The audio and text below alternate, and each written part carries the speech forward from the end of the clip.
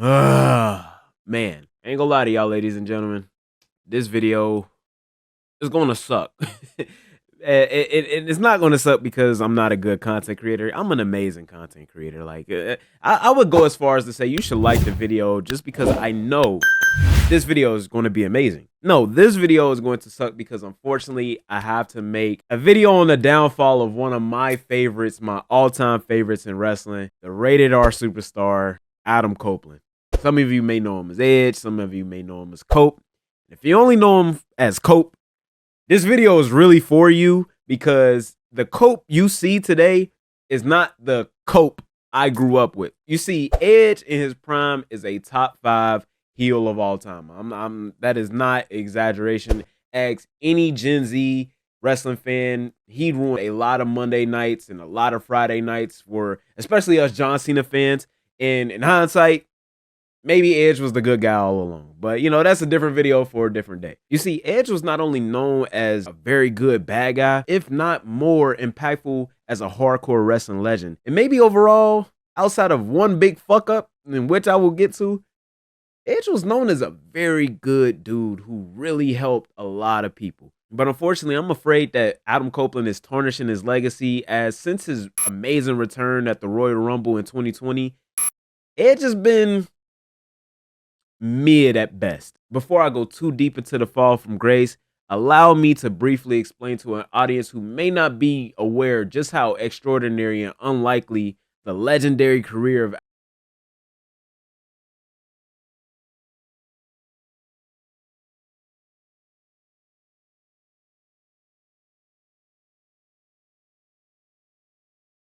I hate to be the one to break it to you, but you never drew a dime, buddy. Adam Copeland was born on October 27th, 1973, making him a Scorpio. And there's no particular reason that I put that in the video. Just saying. Hailing from Orangeville, Ontario, Canada, Adam was raised by the beautiful late Miss Judy Lynn Copeland, a single mother who worked 2 jobs to support him. Apparently, he's never met his father or even seen a picture of him, which makes this moment that we'll get to later even more depressing than it already was. But again, we'll get to that later. Young Cope became interested in pro wrestling at a very young age, being influenced by the likes of Mr. Perfect, Randy Savage, Hulk Hogan, Ricky Steamboat, Shawn Michaels, and Bret Hart.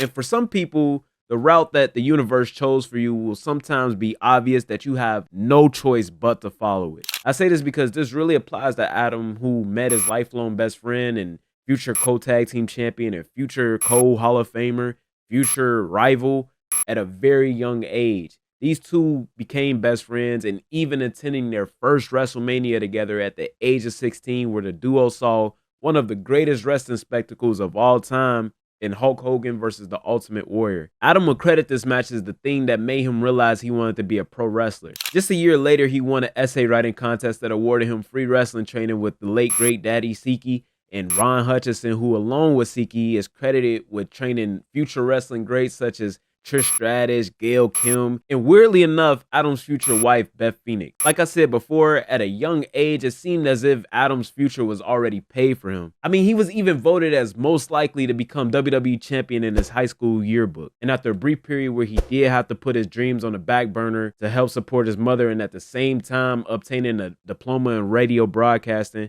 Adam would soon get back on track to chase his passion just a year later after graduating from high school. He went on to make his pro wrestling debut on Canada Day in 1992. Throughout the early 90s, he, along with his best friend Christian, would wrestle in the independent circuit under the name Sexton Hardcastle.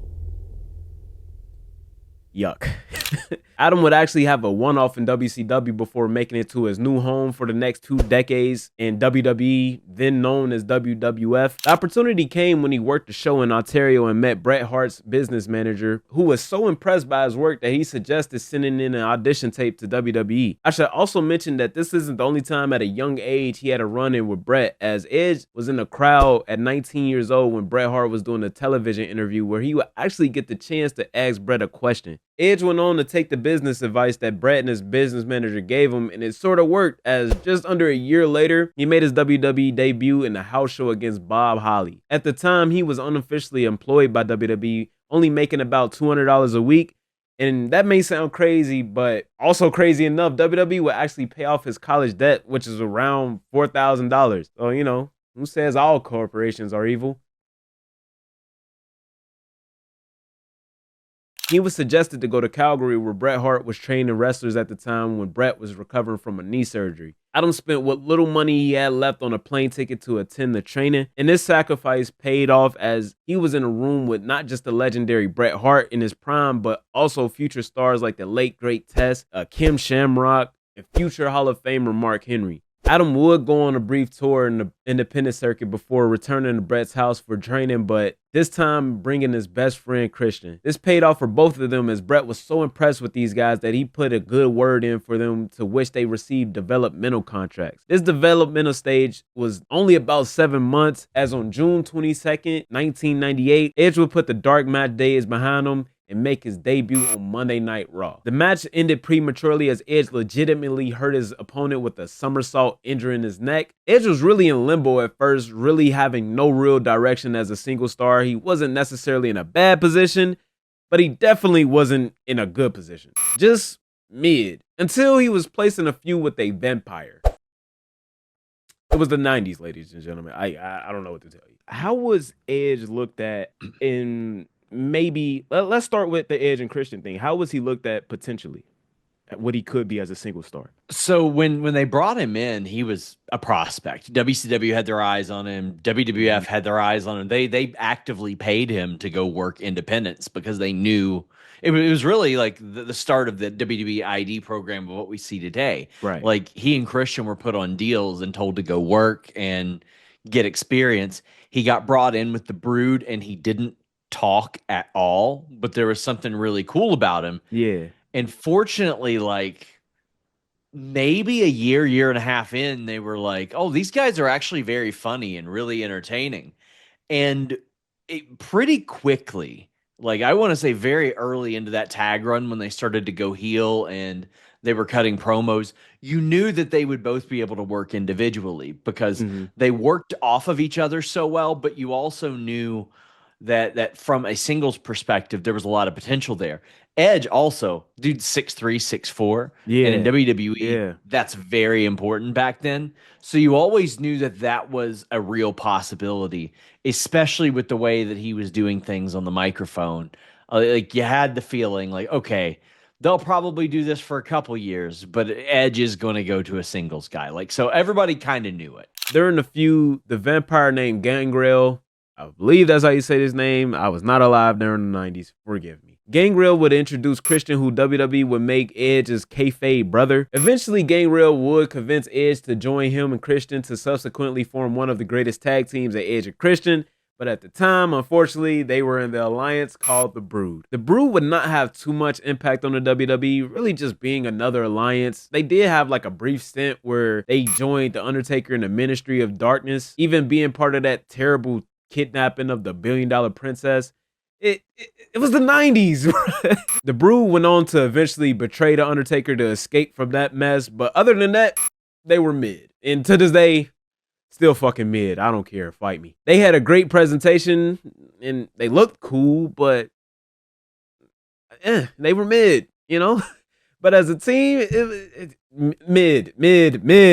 It wouldn't be all mid, though, as while a part of this team, Adam would eventually win his first singles title. Weirdly enough, it wasn't the original plan, so he lost the next night. But hey, a title win is a title win, and trust me, folks, in terms of Edge, there's a lot more where that came. Okay. So, because I didn't realize this, he actually won, and it's a funny story behind it. He actually won a singles title while with Christian, but he wasn't supposed to. It was like a last minute or something about the crowd. I don't know, but he wasn't supposed to.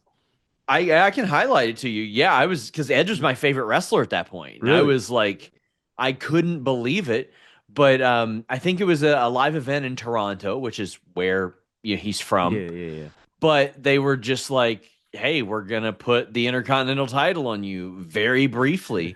And it isn't something that they did like ever then. They I think maybe 3-4 years, or no, it's probably like 5 years before that, they switched the world title on one of those, but that was at Madison Square Garden. Wow. Okay. This was a house show, and it was 2 days before Fully Loaded, the Mm, pay-per-view, where Jeff Jarrett was already going to face Edge, and they did it at a live event 2 days before. They had Edge win it in like 4.5 minutes. Then they switched the title back 2 days later. So it was just a cool way to basically reward that Toronto crowd and yeah. to say, you better come to our house shows because cool stuff like this happens. Edge and Christian soon would begin a feud that would change tag team wrestling forever. This feud would be with actual real life brothers, Matt and Jeff Hardy, the Hardy Boys, versus Edge and Christian. The feud began with Gangrel betraying Edge and Christian to form the New Brew with Matt and Jeff Hardy. These four will have a tag team ladder match that would become a match of the year contender, to which Edge and Christian actually would lose. After feuding throughout the year, the feud between the four will reach its peak when they included another legendary tag team in the Dudley Boys to have the first ever tables, ladders, and chairs triple threat tag team match. This match is one of the most chaotic and legendary matches of all time, giving us moments such as this, and most famously, this. Don't copyright me, WWE, I swear to God. Edge and Christian would win this match, becoming the tag team champions for the very first time. After this, Edge and Christian would go on to add to their tag team legacy, establishing themselves as one of the best tag teams of all time. But as all bands do, eventually they would go solo. Unfortunately for Christian, it was obvious out of the two who WWE saw more potential in, as not only did Edge win a singles title before Christian, Edge won the King of the Ring tournament. After this, Christian went on to betray Edge, and the two would start a feud where they would just hot potato the Intercontinental Championship until Edge won the final match of the feud. Edge will go on to what I like to call booking hell. You see, booking hell is when you're too good and too popular to justify losing any match whatsoever, but not popular and not good enough to be any of the top-notch guys. I mean, the top guys like The Rocks, the Stone Colds, the John Cenas, the Roman Reigns, those guys. And Edge will remain in booking hell for about 4 years from 2001 to 2005. And don't get me wrong, Edge was still going to make his mark in WWE, having highlights such as being the one to give Kurt Angle that permanent haircut, winning the tag team titles with his childhood hero, Hulk Hogan, and that sounds crazy in hindsight, but at the time, it made sense. And also, and probably more importantly, being a part of the legendary SmackDown 6 alongside Chavo Guerrero, Chris Benoit, Rey Mysterio, Kurt Angle, and the late, great Latino Heat, Eddie Guerrero. So when you say Paul Heyman wanted him, was that a storyline thing, or was that a real life thing where he wanted him like off Real. screen? It was Real. very Oh, real. So Paul Heyman was in charge of the creative on SmackDown. okay. And back then the SmackDown creative team and the Raw creative team, they were legit competitors with one another. And Yeah. that's a thing that they wanted to cultivate. Like Paul Heyman has admitted he would sneak onto Raw's creative phone calls and spy on them just to have an idea of what they were Yeah. doing and kind of one up them. But he wanted guys like the Guerreros and Edge and Rey Mysterio and people like that he didn't think that the Raw brand could appreciate nearly as much. Yeah. And it worked out very well because SmackDown really created an identity off of these workhorse talent. Yeah, because that's actually something I wanted to ask about, because I've always heard about the SmackDown 6. I didn't know much about them. Again, that was probably when I was maybe still in diapers. I'm not sure. But I was thinking, and this is because these are based off vibes. Where was he on that, like the totem pole? Because I know he wasn't. I would assume that Chavo Guerrero was never looked at as someone that's going to be a Correct. world champion.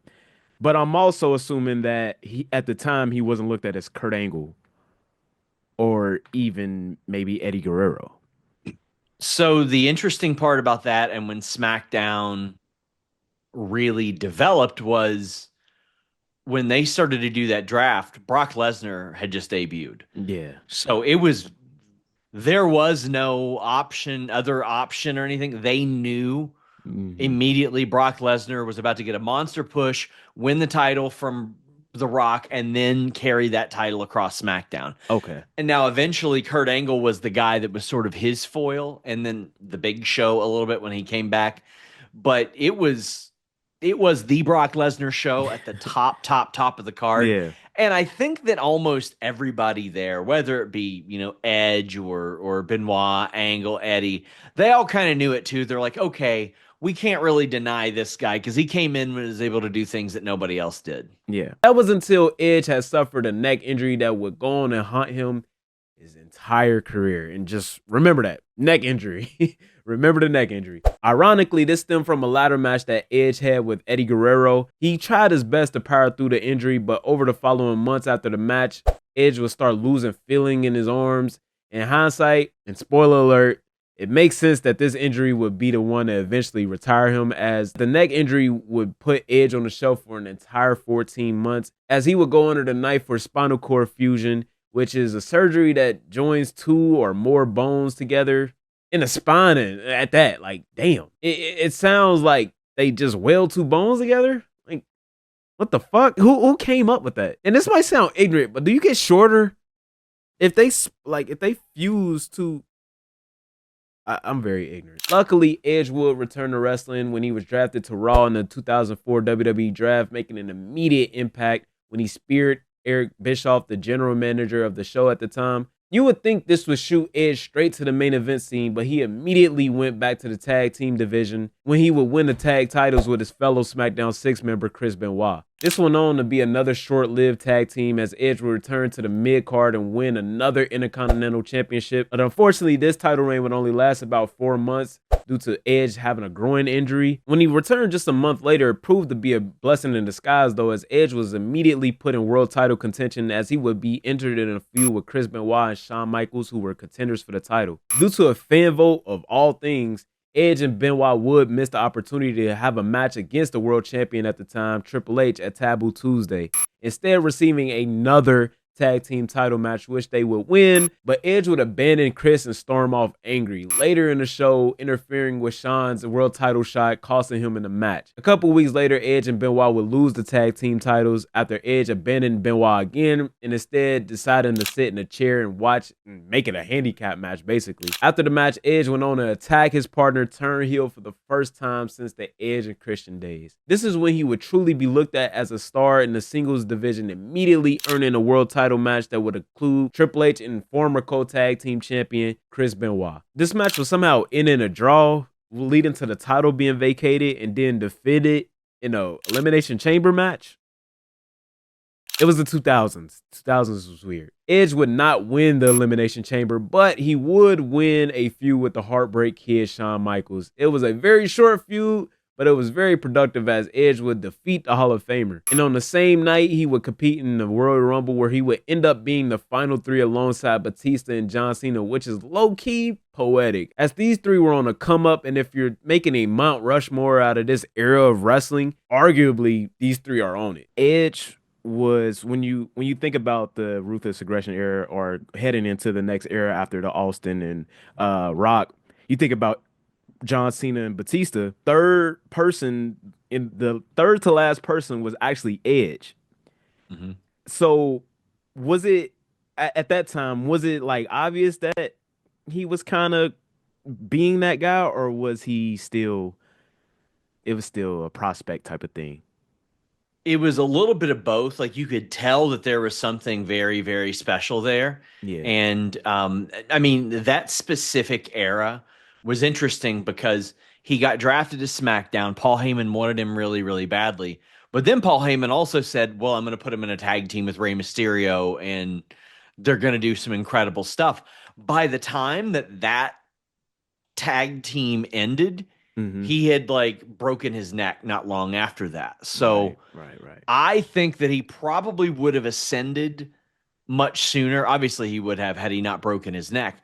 But he had about 7-8 months of really, really great in-ring work and was in there with Rey Mysterio and was doing a lot of stuff with Los Guerreros and Angle and Benoit and stuff like that. But he was still primarily back as a tag team wrestler. They had him teaming with Hogan at one point. Yeah. He won the tag titles with Hogan. Yeah. Like, so it was this very unique situation where after he had branched off on his own, they're like, okay, well, now you're just going to go tag with other people who aren't Christian. Yeah. And then once he came back, like once he broke his neck, I think that kind of showed them like, okay, we kind of took this guy for granted. And when they brought him back, he got a way more sustained, like top level push.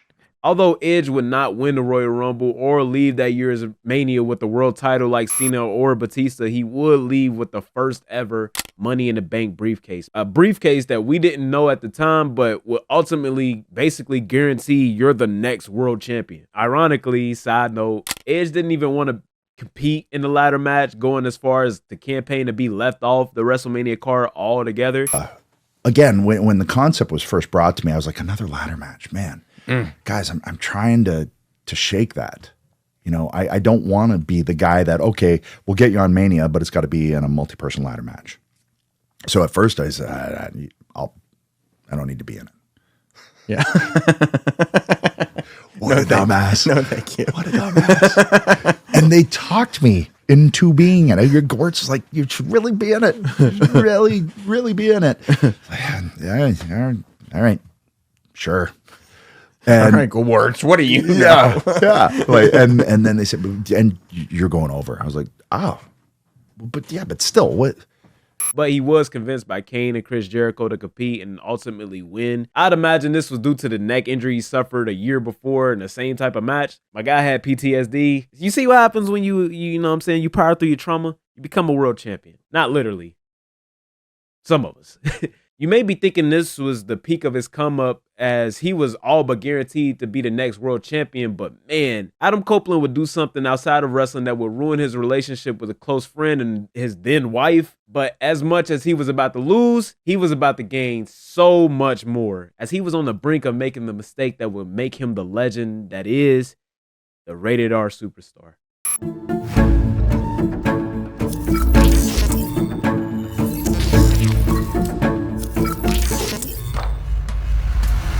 And I think that kind of transitions to where he did eventually get to the top, but we can't get there without the big drama. And I think you know what I'm talking about with that. I kind of had a conclusion and I just worked backwards from there.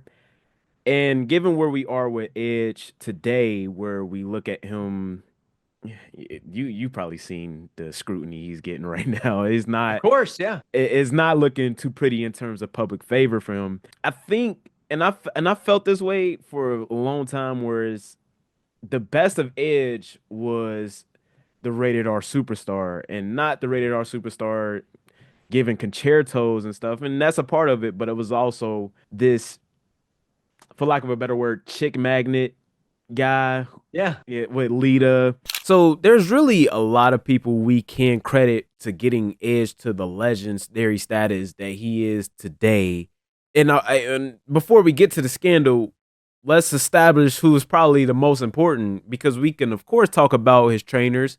We could talk about his lifelong best friend, Christian, or even Chris Jericho, who like basically invented the Money in the Bank. But when you really think about the early days, for me at least, the first thing that comes to mind is the classic ladder matches with Edge, Christian, the Dudleys, and the Hardy Boys had. And when you have such classic moments on screen, that often leads to very close relationships off screen. Think of like Punk and Cena, Austin and Rock, Kevin Owens and Sami Zayn. That was Edge and Matt Hardy. Now, they may not have been the best of friends, but they were very close, and close enough to whereas this should have never happened. See, it wasn't just the Hardy Boys involved in those classic ladder matches. It evolved into Team Extreme, an alliance of the Hardy Boys and one of the most influential, if not the most influential, and one of the greatest, if not the greatest, women's wrestlers in Lita. But not only was she a tag team partner, she was a longtime intimate partner of Matt Hardy, as they started dating in 1999. But in 2004, after Matt Hardy suffered a serious knee injury, they had him sidelined for over a year. During this time, Lita would start traveling with Matt's close friend, Edge. You could probably see where this is going from here.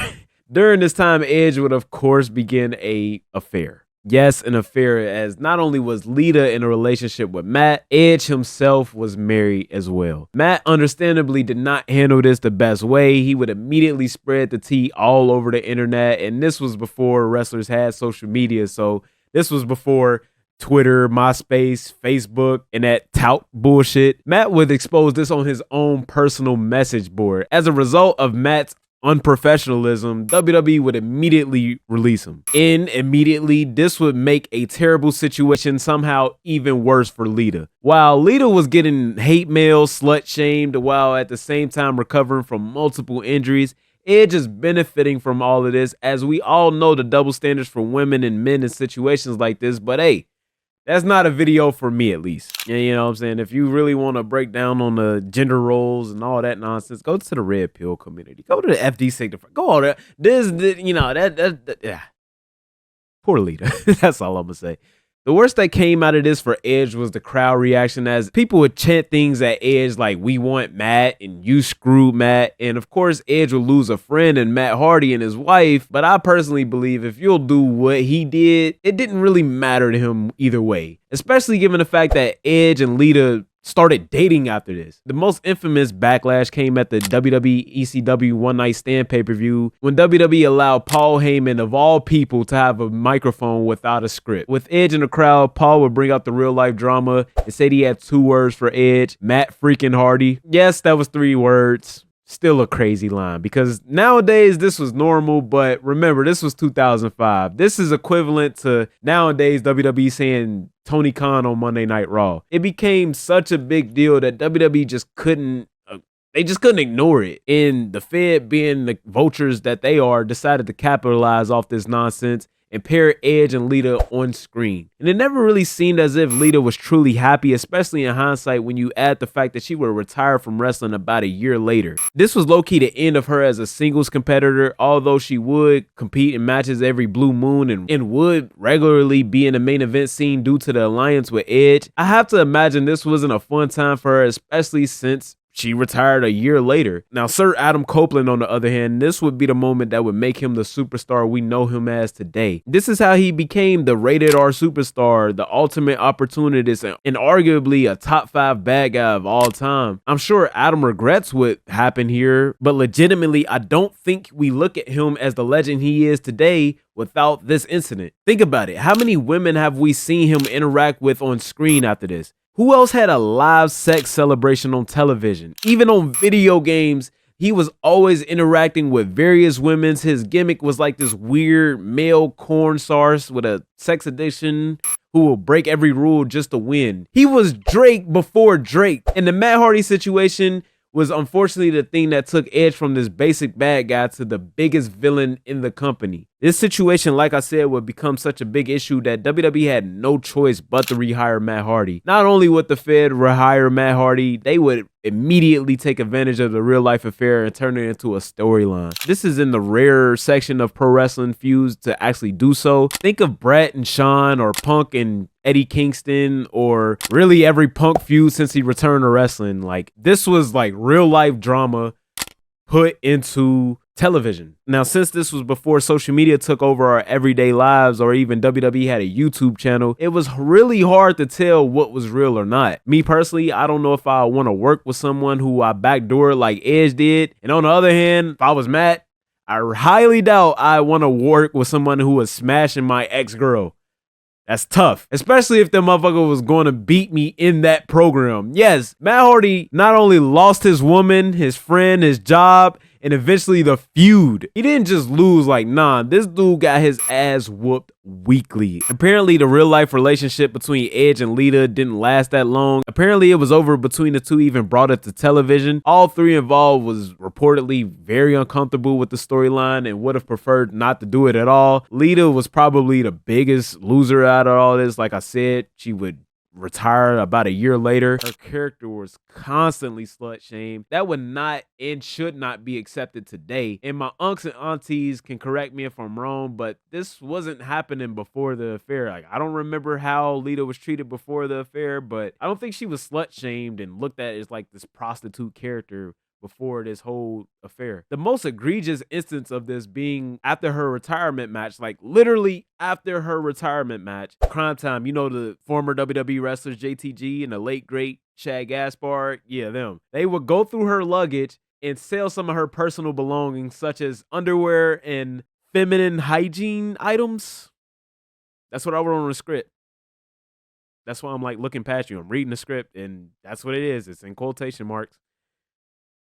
what the fuck? You just gotta love wrestling, bro.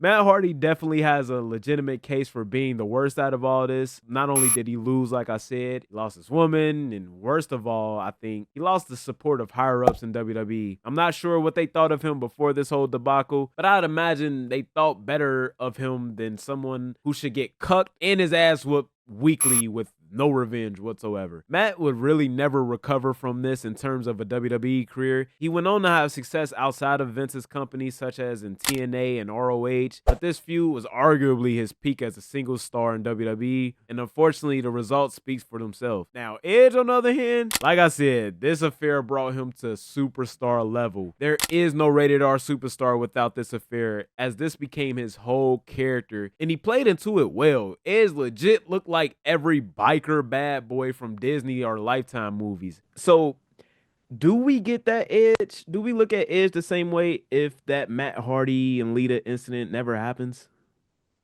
I don't think so. I think that this very real situation was a very important pivotal point in establishing him as a heel. Yeah. Because a lot of people really, really liked him for a while, but then he came back and he didn't quite catch fire. There were other talent that were getting pushes. Yeah. But honestly, Edge was really a way more complete package than all the people that were getting big main event pushes in 04 or so. I think that he was a more finished product than Randy Orton, who was getting that push. Chris Benoit, he had a lot more than Chris Benoit as far as personality and putting that together. I feel like there was a lot of that, and he kind of got skipped over because of that neck injury. However, they started to turn him heel, and I think the fact that this happened with Matt Hardy, who, I mean, I don't know if everybody can sympathize with being cheated on or anything like that, but everybody can sympathize with the idea that it could happen, like losing the person that you love. And I thought that I'll always remember something that Shane Helms said about that. He said, betrayal comes from a friend, not from an enemy. And I was like, man, that is a really good point. And the interesting element of it was, like, Matt Hardy and Edge had been rivals on TV for 5 years at that point. Right, like they weren't friends on TV. They had a mutual respect. We saw it in the ring after their first ladder match. They shook hands, and you always knew there was that mutual respect no matter what happened. But then off screen, what happened. And, well, I think it taught a lot of people lessons, because it taught people to not put their dirty laundry out there publicly. But in Matt Hardy's case, it benefited him ultimately because he got super over. And in Edge's case, he got as over as he's ever been and really established him as a heel, because people didn't just dislike the character. They're like, I don't like this guy because he's got no morals and doesn't care about his friends or anything. So I think it played a very important role in establishing him as the top heel. Yeah, I'm not sure how into video games you are, but growing up, every SmackDown versus Raw storyline he was in had to do with a woman. Had to SmackDown versus Raw 2006. It was Trish. Like, I don't think he's ever interacted with Trish. Like, from growing up, he was just the ladies guy. After this love triangle feud, soon after, he went on to win his first world championship and then start his biggest, most legendary feud with the company's biggest star, John Cena. You could even make the argument that he's John Cena's biggest rival. You'd be wrong, but you could definitely argue it, as there's no way you could tell the story of John Cena without Edge, and of course you can't tell the story of Edge without John Cena. If Cena is Tobey Maguire's Spider-Man, I argue Edge is his Green Goblin, maybe. Maybe it's Sandman. Maybe it's Dr. Ock. Doubt it, but yeah, you could make the argument. You could definitely make the argument. It was a career-long rivalry, as even after Adam retired, the two had meaningful segments together. This, of course, will help Adam become a big star in WWE. Even times where he wasn't on top, he still managed to make an impact, such as his time in Rated RKO with Randy Orton. I won't go into full detail how special this devious pairing was. Here's a video explaining it. Watch it after you're done here. I give you permission after you're watching this video. And I should add, my first ever wrestling show was Cyber Sunday 2006. It was in my hometown on my birthday. Like, ain't that insane? It's just crazy. At that said event, Rated RKO went up against my favorite tag team at the time, Shawn Michaels and Triple H's G-Generation X. This was the night of the infamous I just kick Stan, you know, when he just started super kicking all the security guards. Yeah, I saw that live on my 6th birthday in my hometown.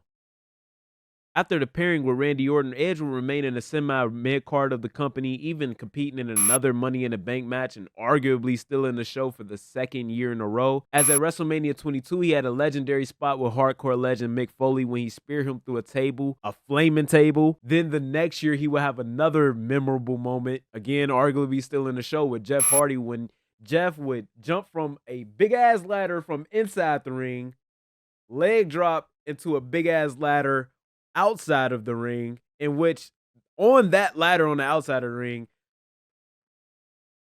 Edge was just laying there. I gotta assume Jeff was low-key, like 200 something pounds. Imagine that. Imagine 200 pounds just jumping on you from like that high, and then you're laying on a ladder. Like, I don't care if the ladder was made of metal or not. Like, I don't understand how these two dudes are alive and walking today. Kinda walking.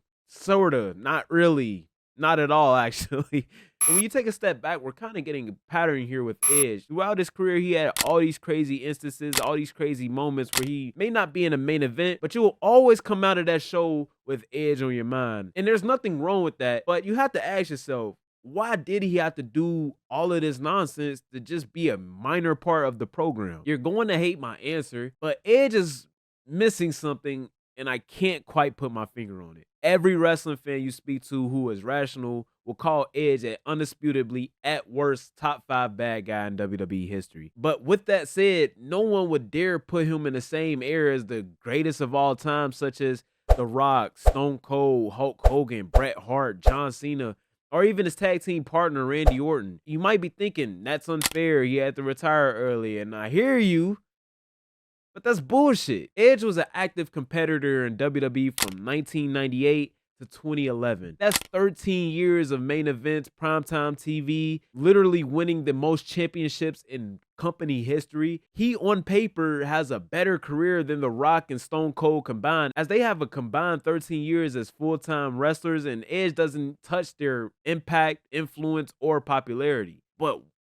But why? I mean, The Undertaker literally wanted Edge in his prime to break the streak at WrestleMania 24, but Edge declined. Like, the main event of WrestleMania 24, and I think his streak at that point was like 15-0. And it was kind of thrown by me like, what do you think? And I was like, absolutely not. Absolutely not. Like, why would we do that? That makes zero sense to me. I'm already a made man. I'm in the main event of WrestleMania. What's it going to do for me? Sure, it would do something, I guess, but like, let's save that. Let's save that for somebody who can really use that boost. And to me, as the years started to go and go and go, I was like, Reigns is that guy. If it was up to Edge, there would be no WrestleMania 30 breaking the streak, because he would have done it 6 years earlier. But he declined. Edge was undefeated at WrestleMania at the time. So what was missing? Like, what star power, what quality was he missing to be in the lower tier? Why don't we look at him the same way we look at them? And the only thing I could say is, take away the OMG moments, take away the Matt Hardy Lita cheating scandal, take away the theme song. What really do you have? Can you tell me your favorite promo from Edge from 2005 to 2011? Can you tell me your favorite Edge storyline? Can you even tell me your favorite Edge t-shirt? Like, if they dropped it right now, would you drop everything and buy it before it sold out? Edge was a dope wrestler, one of my favorites of all time. I've told this story before, but even being a huge fan of Cena, I somehow became an Edge head. Yeah, I just said Edge head. I know I've told this story before 1,000 times, but bear with me. When I was a kid 20 years ago, yes, 20 years ago, I'm an unk, whatever. My cousin used to come over to my granny's house and tell me what matches were on Monday Night Raw, ECW, and Friday Night SmackDown, because this was 2006, and in 2006, cable was a luxury and not everyone had it. Now, 20 years later, cable is worthless and barely anyone has it. My granny was ahead of her time, I guess. But before I could watch the matches on YouTube, I would have my cousin come over and we just play whatever matches there was on SmackDown versus Raw. 9 times out of 10, we were doing a DX match. He beat Triple H, I beat the Heartbreak Kid, Shawn Michaels. I permanently broke this tradition because I refused to play with anyone other than Edge, the rated R superstar. That was my guy, man. That was my guy. I would go as far as to say when Jeff left. When Jeff left in 2009 and before Punk cut the pipe bomb in 2011. In that in between time, Edge was probably my favorite wrestler. The gear he had was fire. The moveset was great. The hair. Did I have a crush on Edge? The hair. He had amazing hair. Come to think of it, my hair looks like that now. I'm gonna edit that out. It's weird because I usually root for the good guys. To this day, as a grown man, I hate to see a good guy lose. Maybe I don't want to see the good guy win more than I just hate to see someone try to be a hero or just be innocent and lose. I can root for villains, just not against heroes. And don't get me wrong, I wouldn't necessarily root for Edge to win matches. Like, nah, I was happy when he lost. But when it came time to pick up the stick, when it came time to be somebody, I was picking Edge. And I couldn't wait for the day he turned face. I couldn't wait for the day that he was a good guy. And luckily for me as a kid, we would eventually see Edge as a good guy in 2010. But then you realize why he was a bad guy for so long.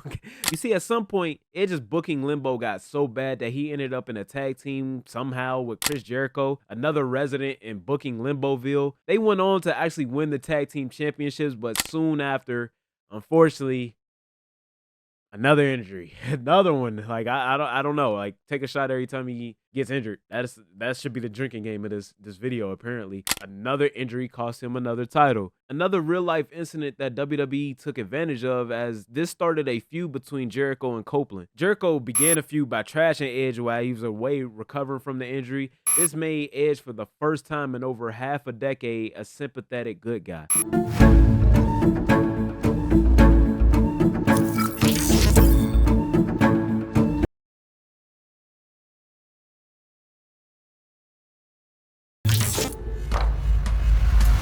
And the story was simple. 2 bad guys join forces. One of the bad guys gets hurt. The other bad guy turns on them. The hurt one gets better and returns for revenge with the crowd's approval. And it started off amazing as Edge returned and won the Royal Rumble for the first time. That Rumble win would, of course, earn him a shot at the world title. And guess who is the champion? If you guess Chris Jericho, congratulations. You win a game I like to call Wrestling Is Kind of Predictable and a bunch of recycled storylines. And how long can it really be enjoyable for a lifelong fan at 24 years old? So this has all the makings for a WrestleMania classic. What could really go wrong? Well, I don't really know what went wrong, but it went wrong.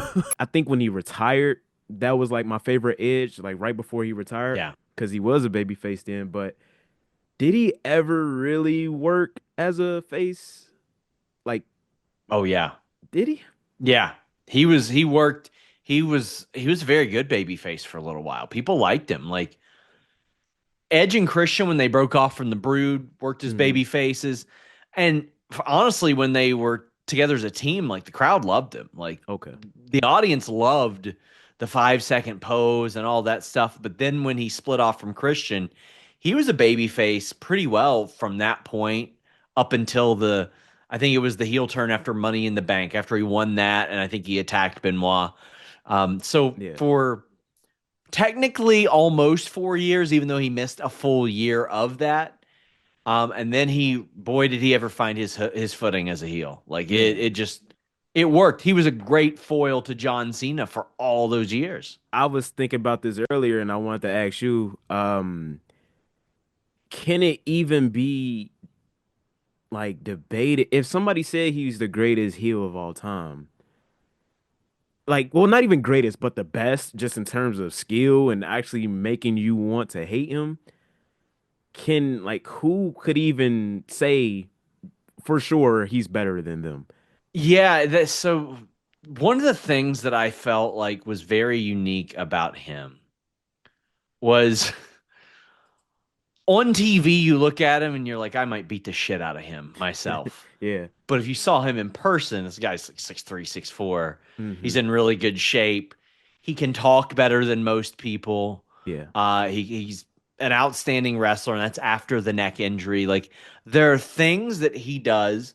I don't know if you would say he was the best at any single category, but it's like he's top 3 at any. When he was there, he was the top 3 in every category. Okay. And it's like the old like Mario Kart standings. Like, you don't have to win every race to win the cup. Yeah. And that's how he was. Okay. Because he was so proficient at everything, you could trust him with anything.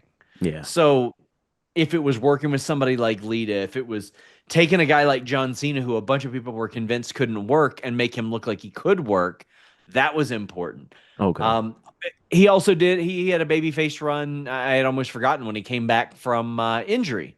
So when he had torn his Achilles, 2010. yeah. Yeah, And whenever okay. he came back, he was a babyface there for a while because he won the Rumble upon returning. So I mean, there were a couple times, but his strongest work was always as a heel. Okay. I don't know who decided to do what they ended up doing, but WWE chose to have Edge lose to Christian at WrestleMania. This sent him right back into booking limbo. He was too hot to lose to just anyone. At the same time, he was not hot enough to dethrone any of the world champions. Think about like Jey Uso for the past 5 years outside of WrestleMania 41.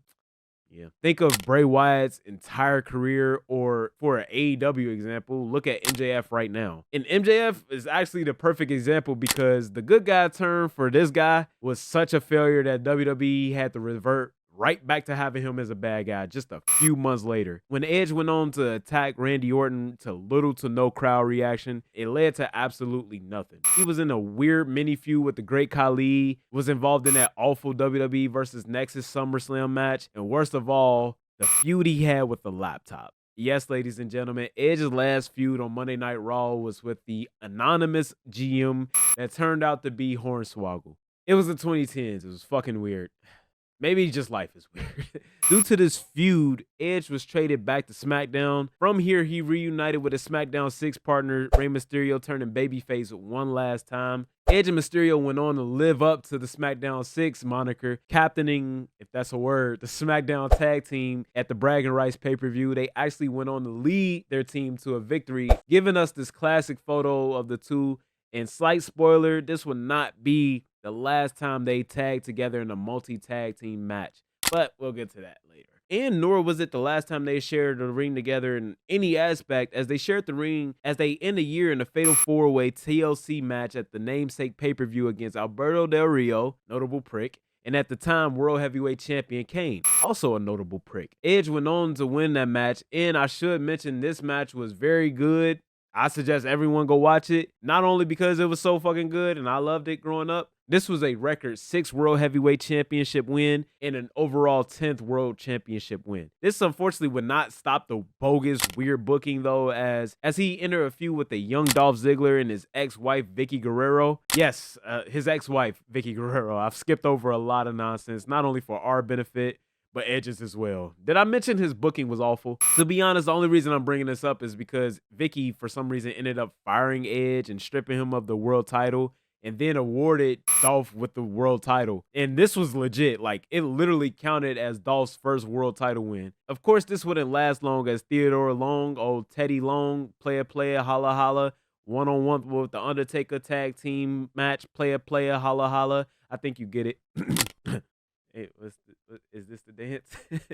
Teddy would rehire Edge the same night, which led to Edge winning his 7th World Heavyweight title and his 11th and final World Championship. From here, Edge went on a feud with the 2011 Royal Rumble winner, notable prick, Alberto Del Rio. This match didn't really have much going on for it besides the reunion between Edge and Christian. I'm not sure what the vibes were in the IWC, but in hindsight, I'm surprised to this day Edge won this match. I'm not sure what it was, but WWE really saw something in Alberto. Like, this dude won the Royal Rumble, the Money in the Bank, and 2 separate WWE championships all in one full calendar year. This same year, he lost to Edge in the first match at WrestleMania 27. I don't get it. I don't know. And before all of that though, like, he started off hot. Like, he debuted I believe like late 2010, and he went on a streak of like injuring major stars like Rey Mysterio and ironically Christian. So when Alberto lost this match, I enjoyed it as a kid because like I said before, I love rooting for good guys, especially Edge, and I really didn't like Alberto. I've always had weird vibes about Alberto, but as an adult who understands the wrestling business a bit more, honestly, it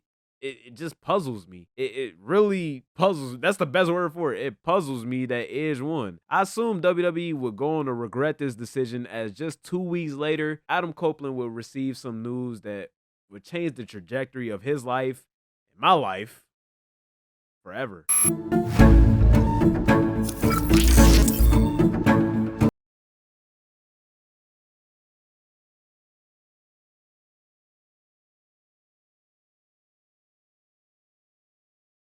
After leaving WrestleMania 27 with his hand raised and his title around his waist, Edge was on top of the world, still in booking limbo, but very much in a great position to do great things. But then something went wrong.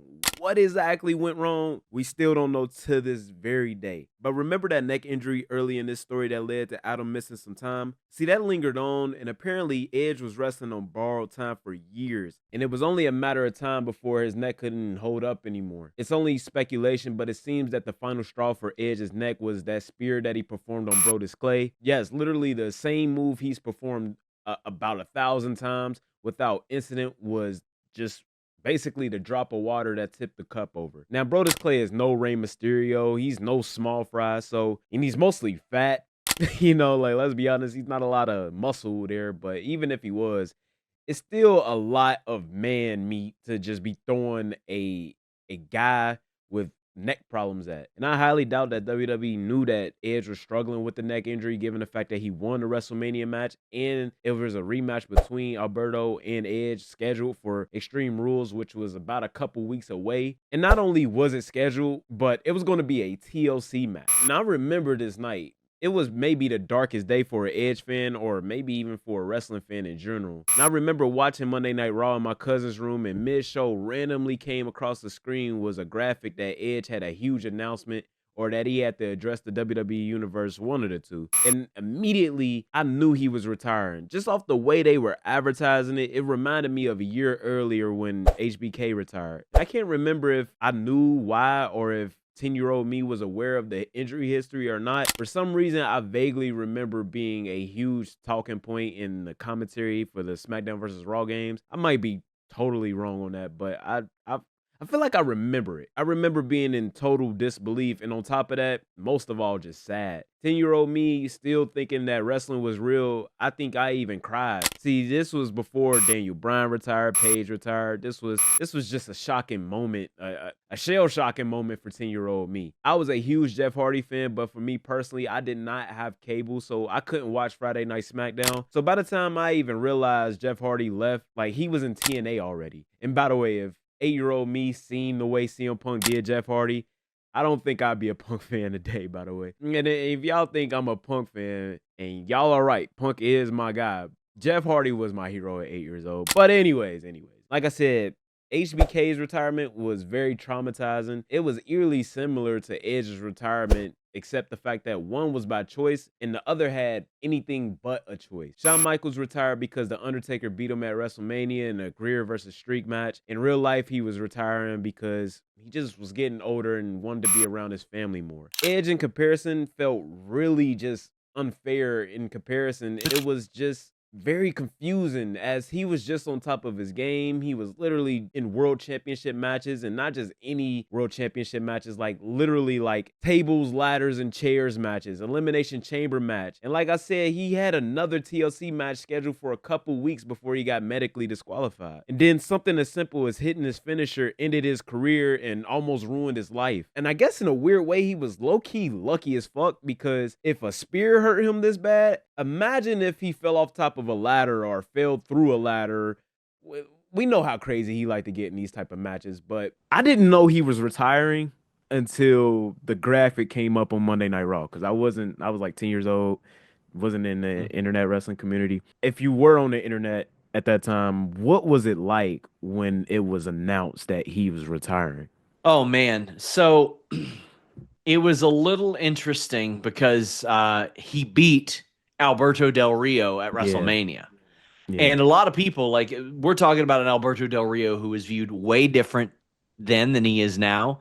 He was like the new guy. It was met with some online. It was met with some people that were like, yeah, well, they probably should have just had Del Rio win the title. Right. And I'm just sitting here like looking at this. And at the time, like, you don't know that it's ever a possibility that this guy can ever come back. Yeah. Page hadn't happened yet. Bryan Danielson hadn't happened yet. All these severe neck injuries hadn't happened and had recoveries. What we knew is that Chris Benoit had this happen, and that man long been gone. He had Kurt a neck Angle. injury? Oh yeah, Chris Benoit broke his neck as well. We had Kurt Angle who had a broken neck and had his substance abuse issues. Lita had that same neck injury. She had long since retired. So there were a whole lot of people that had these similar neck injuries to him and had to wrap up their career or had long since passed or had developed really serious substance issues. Okay. So when you hear that he's retiring because of that, you're like, oh man, well, like it's who's next type of thing. Right, because that's such an injury that is really tough to come back from. You don't play around with your spine. Right. That can lead to paralysis. I mean, Tyson Kidd almost got internally decapitated as a result of like an injury like that. So there was, I would see some of the criticism where people were like, well, this is why you should have put the title on Del Rio, etc.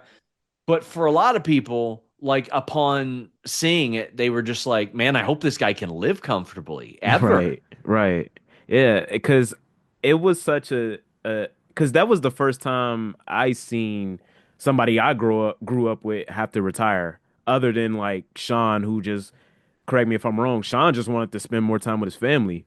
Yep. So, and at that time I didn't really know about Stone Cold's past with it. So that was like, yo, like really just all of a sudden, just one of a person who I spent all my Mondays and Fridays with just going like that. And that was it. Regardless of how we felt, Edge had to retire. And with that, he also had to relinquish the World Heavyweight Championship. He even got a segment on the show that he helped build in Friday Night SmackDown where he got to have the ring to himself and say goodbye to the wrestling world. And I got to be honest with y'all, man. Edge was better than me because he expressed so much positivity to the fans and the higher-ups in WWE. I say he's better than me because if I worked my whole life just for my career to be cut short and you give me a mic for 10 minutes unscripted, y'all would have heard the nastiest of crash outs. I'm telling you, like nasty. But of course, with my Dukes being out there in the front row, and she's already tearing up. Edge went on to show a lot of gratitude to his mother, who, of course, is the hero of this story, working multiple jobs and being Adam's father and mother and still allowing him to chase his dreams. After this speech, Edge basically rode off into the sunset in a very bittersweet fashion as, deep down, you just seen a man lose his dream, but for some reason, Adam was going to be all right. So after retirement, Edge would stay relatively close to the WWE orbit, making appearances every now and then to either give fans a nice pop, but more so to like further storylines, such as the 2016 Survivor Series SmackDown vs. Raw match, yelling at his biggest rival John Cena before his big match with Brock Lesnar. Great promo, by the way. Check it out. And we can't forget, a couple weeks after retiring, he interrupted that TLC match that was supposed to be him and Alberto. It ended up being Alberto. He assisted Christian in winning his very first world championship, the same title he had to relinquish when he retired. So it was very poetic. And then Christian lost it 2 days later to Randy Orton, but that's not important. The most notable return for Edge was when he returned in 2014 and got in a little feud with the Authority. To me, this is the most important because there was one line in this appearance where Triple H really told us how the higher-ups in WWE felt about Adam Copeland, and more so the Rated R Superstar. When in the promo, he unnecessarily called the Rated R Superstar a flop, saying he never drew a dime. I don't know, it just came off as nasty, and to this day it still comes off as nasty. And Edge would get back at him. He gave him a simple but more effective burn, simply just calling Triple H a dick. It was earned. In those last two instances of him returning, though, it was the most effective because it wasn't like we were watching the rated R superstar, the ultimate opportunist, the guy who was screwing Lita in the middle of a ring, literally. It was more so like we were watching Adam Copeland, the wrestling fan. And I think that's what was really missing from Edge's entire career. Walk with me here. I've always theorized that the best wrestlers always start off as a gimmick, but the gimmick usually transforms into an exaggerated version of the real person behind the gimmick. Look at Stone Cold Steve Austin. Look at The Rock. Look at John Cena, Shawn Michaels, Triple H, Bray Wyatt. Hell, even The Undertaker became the American badass. Adam Copeland throughout his main event run was the ladies' man, bad guy, biker, rock star guy. And again, the affair with Lita made that work, but in reality, Adam Copeland was a dork. He was a nerd, a wrestling fan, and he was a good dude who just made one big fuck up. Him being a good person really showed in those post-retirement appearances in WWE. The best return was probably, fuck that. The definite best return was the Seth Rollins segment. To briefly explain, because this is definitely important, Triple H and Stephanie McMahon lost power and were fired after losing the Team Cena at Survivor Series 2014, I believe. And the only way for the Authority to regain power was for Cena to give the say-so. He denied it for weeks until Seth and the rest of the group basically took Edge and Christian hostage and threatened to curb stomp and paralyze him unless Cena reinstated the Authority, which he did. Remember this for later. And this was kind of crazy at the time because Edge never got touched. There was a list of people who just could not be touched, and Adam Copeland was on that list. That's how vulnerable his body was. And remember this because it'll be important later. But it proves when it came down to it, Edge is a very valuable wrestling talent, whether he retired or not. But when he wasn't appearing in WWE in his personal life, Adam was a very busy man, heavily indulging in an acting career. Now, I personally haven't seen any of his work, any of it, but look at this. Damn. Him and Christian would even do some acting for WWE on the WWE Network when they hosted the Edge and Christian show. Now, again, I've never even seen this, but it seemed like the IWC loved it, so I thought it was worth bringing it up. I think what a lot of his work outside of WWE proved was he was a dork, and it takes one to know one. It ain't nothing wrong with being a dork, but that's what he was. He was a nerd, and yeah, he was not the rated R superstar in real life. And in his past, he made a terrible mistake that led him to an all-time great career, and that relationship did not last long and flamed out. But when he was being himself, the true dorky, nerdy Adam Copeland, he met the true love of his life. His current wife, mother of 2 daughters, and future tag partner, spoiler alert, former WWE superstar, Beth Phoenix. Edge and Beth got married in 2016, meaning they're almost a decade in, which is insane to me because I am getting old. As it started to seem like this was Adam's life from here on out, he had a beautiful family. He had work within and out of WWE and a budding acting career. Not what we thought for Adam's life, but what a beautiful life to have. This was until 2019, though. On a random day in 2019, 8 years after retiring, Edge and future Hall of Famer and fellow WWE superstar Sheamus were biking a trail, and on this trail, Edge would take a crazy but dangerous fall and actually ended up no-selling this dismount and popping right the fuck back up. This painful incident would spark a light bulb, to say the least, in Edge's brain. He would immediately go to the doctors to see their opinion on his condition, and long story short, a week later, after taking his first hard fall in 8 years, Adam Copeland was right back in the WWE ring. It just so happened that Adam took this fall a week before WWE was holding the SummerSlam pay-per-view in his hometown of Toronto. Remember when I said, life just sometimes give you a path and you just gotta follow it? Come on now. Edge made an appearance on a pre-show, and this wasn't just any Edge post-retirement cameo. Edge didn't say a word. He appeared and performed the same move that aggravated his neck injury nearly a decade ago. And this was a big deal. Like I said before, he was on a list of people you just do not touch whatsoever. And here he is performing a fucking spear. Again, the same move that took him out in the first place. And in hindsight, this was really just a foreshadowing for his next move. But this was also unexpected and last minute that, again, it was on the pre-show. I literally did not know that this happened until like years later. And no matter how you feel about Adam, you have to tip your cap to someone so dedicated to their dream that when they hurt themselves for the first time in 8 years, their first thought isn't, let me call my doctors, not to make sure, I'm not seriously hurt, but let me call them and see if I could fall like this for a living again. When it comes down to how strict, maybe you got some insight. How strict is WWE with? Because I think, and correct me if I'm wrong again, Daniel Bryan, if they didn't clear him in WWE, he was like, all right, I'll just go wrestle for someone else. Yes. So I do have some insight. So I'll give you a good example. Jade Cargill was out recently. She got cleared by her doctors, but WWE was like, well, no, we want you cleared by ours as well. Oh. I thought they were way more strict, and I found out that they were, because what you'll hear when Edge or Cope talks about this is years down the line, he was on a bicycle ride with Sheamus, and he took a spill, and he got up and he's like, I'm okay. And there's video of it. And you could see him almost happy that he wrecked, because he stood up and he was like, yeah, I'm good. Right. I can tell, listen, I had a cracked vertebrae, and it took me out for a long time. When you're able to fall down and you realize, oh, I can get back up, it is like, oh man, let me fall down again. But he says that the SummerSlam 1999 spot, of which I was there for, by the way, Toronto Sky Dome, none of us could believe it. He's in the ring with Elias, and we're like, well, how does this end? He's not allowed to get hit. He's not allowed to take a bump. He's not allowed to hit anybody else.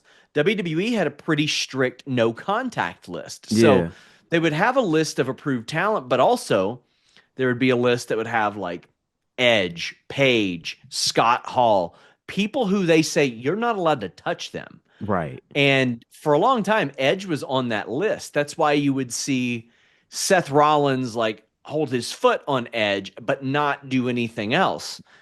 That was such a, like, I legitimately thought, even his foot being on his neck was too much. That's how much I thought Edge was done.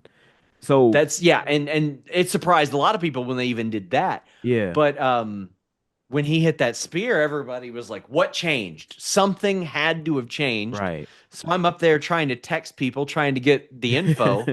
And I was told, he assured them he could do this today. But I mean, I was surprised, because from what I understood, he had not been cleared by a doctor as of that point. He had to go to Pittsburgh and get clearances and everything after that. But they were pretty strict about it. But to the point to where I was shocked he was allowed to do that spear to Elias in Toronto. But it's also a moment, like, as a guy who considered him my favorite wrestler for a long time in my youth, it was so cool to see that live, because the reaction on TV doesn't really do it justice. It was it wasn't Sky Dome, it was somewhere else, but it's because the crowd couldn't believe what they were seeing. Everybody there knew he wasn't able to do that type of thing. So that was a shocking moment. Yeah. I don't know how, because that event, and correct me if I'm wrong if it's the same year or not, that specific event has a very like warm place in my heart due to that's where the Fiend debut. So I know I watched that live, but Certainly I do not remember him spearing Elias. I watched it back after he returned at the Rumble. Yeah. I'm like, I do not remember this. It was on the pre-show of all things. It was on the pre-show? It was on the pre-show, yeah. Oh. Okay. After SummerSlam, Copeland immediately got to work under everyone's noses. I can only give you my experience from this whole situation, and from memory, I don't ever recall ever thinking Edge was going to return to wrestling. To be fair, I did not see that spear at SummerSlam because I refused to watch pre-shows. But the most I've seen personally, and I do remember seeing this, Edge denied that he would be returning to wrestling. It was like a tweet, like a random tweet. And it was just like, okay, grand opening, grand closing, cool, whatever. Like, I didn't think that would happen anyway. And I gotta be honest here, contrary to everything that I've said about him being one of my all-time favorites, I didn't really want to see him return to wrestling, solely just because of his health. For me, it's hard to watch athletes who are injury prone. And I'm not even just talking about career or life-threatening injuries like the one Edge suffered. I cringe every time I watch CM Punk now. Same with Bryan Danielson, Joe Burrow, and even Kobe. Like, I remember how hard it was to watch that last season. Well, rest up, Cole, but that last season was very hard to watch. If it was up to me, Adam Copeland would never wrestle again. But of course, it isn't up to me. You think you know me?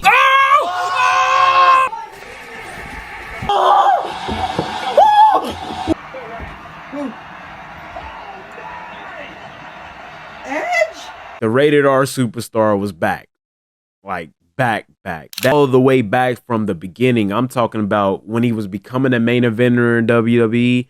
You had to experience the heights that Edge reached and the unfortunate lows as well. You had to be there for the retirement. In hindsight, you see something that 10-year-old me just couldn't register. When Adam Copeland announced his retirement, we saw a young man lose everything he worked so hard for. Missed funerals, weddings, ruined friendships, all in the pursuit of his dream. And just as perhaps he's reaching a new peak, it's just all being taken away from him. People forget Edge was only a main eventer for about roughly 6 years. Think about that. AEW is older than that. He's been married to Beth Phoenix longer than that. Big Dog Roman Reigns lasted longer than that. Tribal Chief Roman Reigns has almost been around longer than that. He was retired longer than that. He accomplished all that he did in 6 short years, but now he's back for more, and boy did it start off with a bang. The moment was perfect. For me at least, it was totally unexpected. The fans gave him the perfect reaction, and the look on his face was just one of shock. He looked as shocked as we were, really. Adam admitted he was nervous that people wouldn't remember him. There's so many things going on there.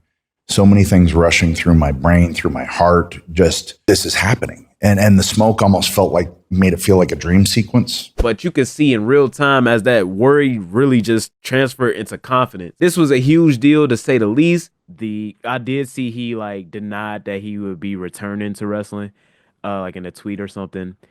And yeah, he did. I don't know if it was spoiled before then, because again, I wasn't in the internet wrestling community at the time. Was it something that you knew about, or was it a surprise to you? So it was one of those things where I knew he was in town, and we had heard that he had been getting cleared and going to Pittsburgh. So that was the natural date that everybody that, like in my line of work, kind of expected. Okay. But you'll always see people say, "Oh, I miss in the '90s where there weren't spoilers. There were always spoilers. WCW was giving them away on TV. Yeah. It's just a matter of if you heard them or not." But Okay. in this situation, it was one of those where so much time had passed since SummerSlam. It was 5 months. Yeah. That a lot of people were they kind of fell out of their mind. Yeah. Yeah, it was out of sight, out of mind. And then when it happened, people were like, "Oh, it's really happening." Yeah. And as a fan, I do have to throw in this easily forgotten detail. This happened the same day as the Grammys, and more importantly, the day we lost the late, great Kobe Bean Bryant. With all of this going on, Adam still found a way to make headlines and make us forget about the tragedies we're all still to this day trying to deal with. Kobe was a hero of mine personally, and this moment, although very brief, gave people like me a smile on our face when it seemed as if there was nothing to be happy about. Nothing could overshadow the tragedy of that day, but it definitely gave us something, if anything, to lift our spirits even just a little bit. And it was low-key poetic, as Kobe's legacy was about putting one foot in front of the other and keep going no matter the challenge, physically, spiritually, emotionally, etc. That's Mamba mentality. And who showed more Mamba mentality than Edge? To have his dream taken away from him and years later lose his biggest fan and his mother, who passed away just 2 years earlier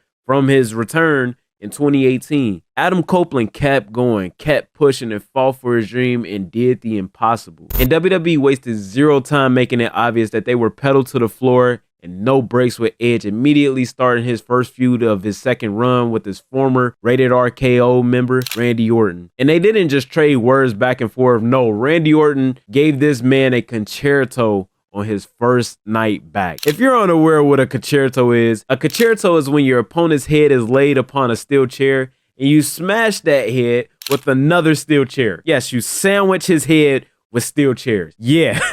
They did that to him on his first night back from a career. This was pretty good. It, of course, was built into a WrestleMania match, so WWE pulled out all the stops. Randy cut maybe his best promo ever. Adam's wife returned and took a damn RKO. With all of this, you have to follow up with a no DQ match. And WWE didn't just plan a no DQ match. No, they planned a Falls Count Anywhere match. Now, in hindsight, we should have known this was going to be a shit show. And yes, ladies and gentlemen, it was absolutely a shit show. Now, you may be asking, Mikey, how could this go wrong? You have a Hall of Famer in Edge, a future Hall of Famer in Randy Orton, two of the greatest of a generation in a no DQ match. What could go wrong? Everything. Like everything.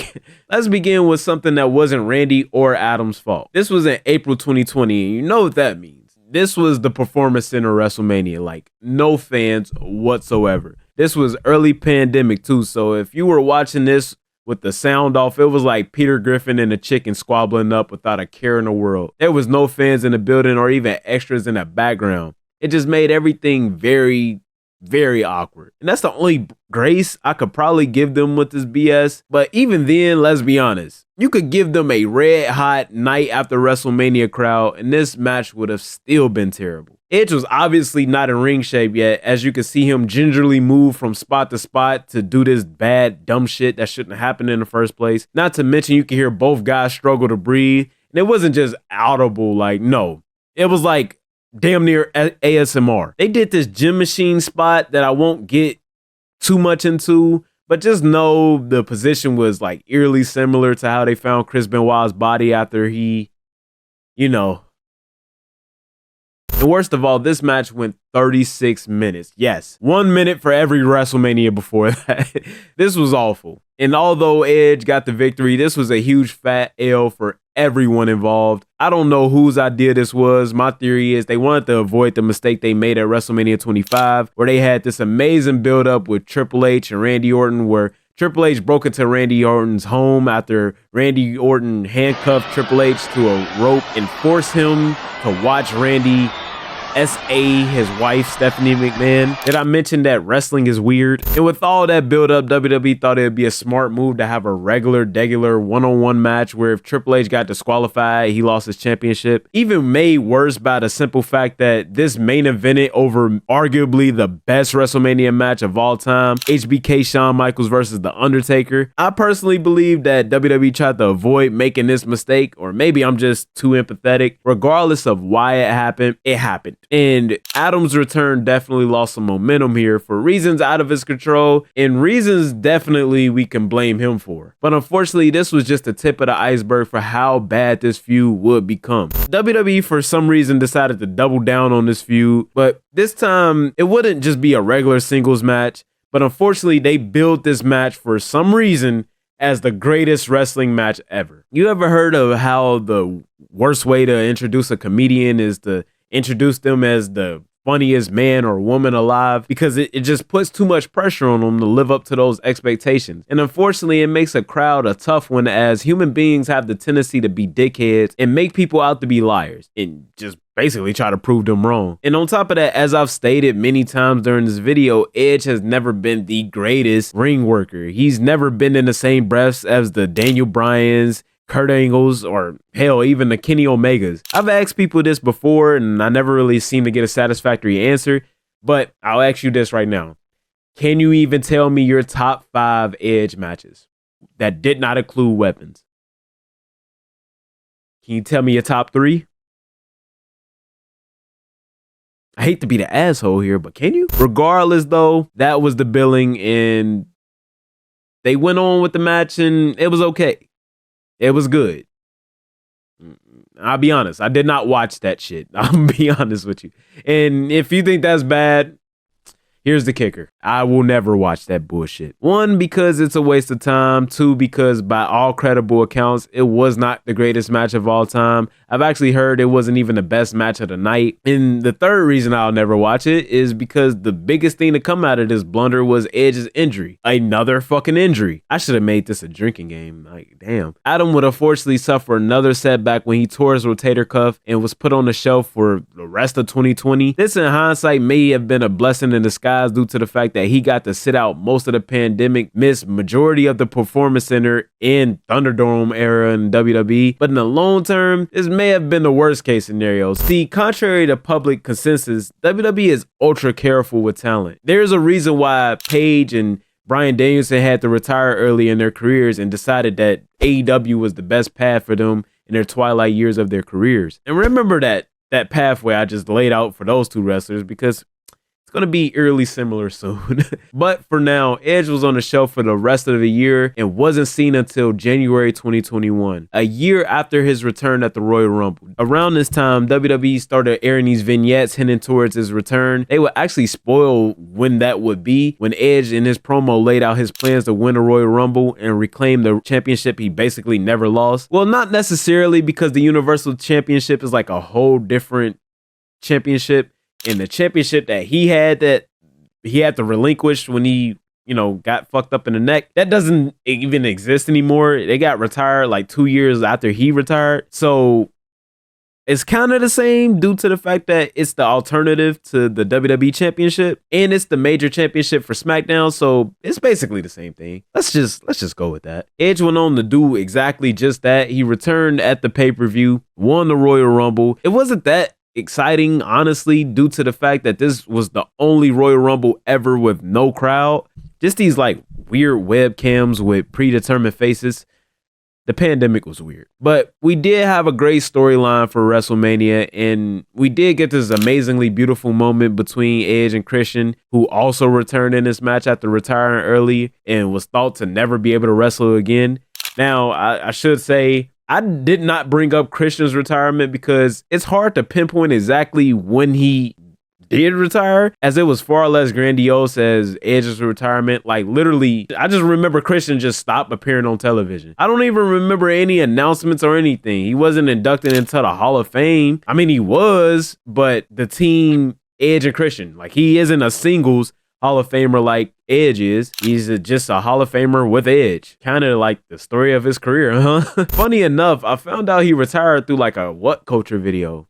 So, fuck Christian, I guess. Anyways, regardless of how excited we were for the match, it was happening. Edge versus Roman Reigns seemed to be the plan. That wasn't to another cool, dorky white guy who had to retire early and is now in AEW inserted himself into the match. If you want to truly know how the higher-ups in WWE felt about Edge, again, here's another good example. WrestleMania 37 is probably the best example. This was basically WWE just telling Edge, yo, you're not that guy. See, the stage was set for Roman Reigns and Edge to headline WrestleMania, and I personally wasn't that excited about it, but I thought it would be a cool, something to look forward to with great lore and good. Well, it had a lot of layers to it, let's just say. I've seen the majority of Edge's career, and I've seen all of Roman's career, and I truly believe that those two were big enough stars to carry a main event to the big stage, but WWE just didn't seem to agree. And the harsh truth is, it wasn't because of Roman Reigns. Roman was WWE's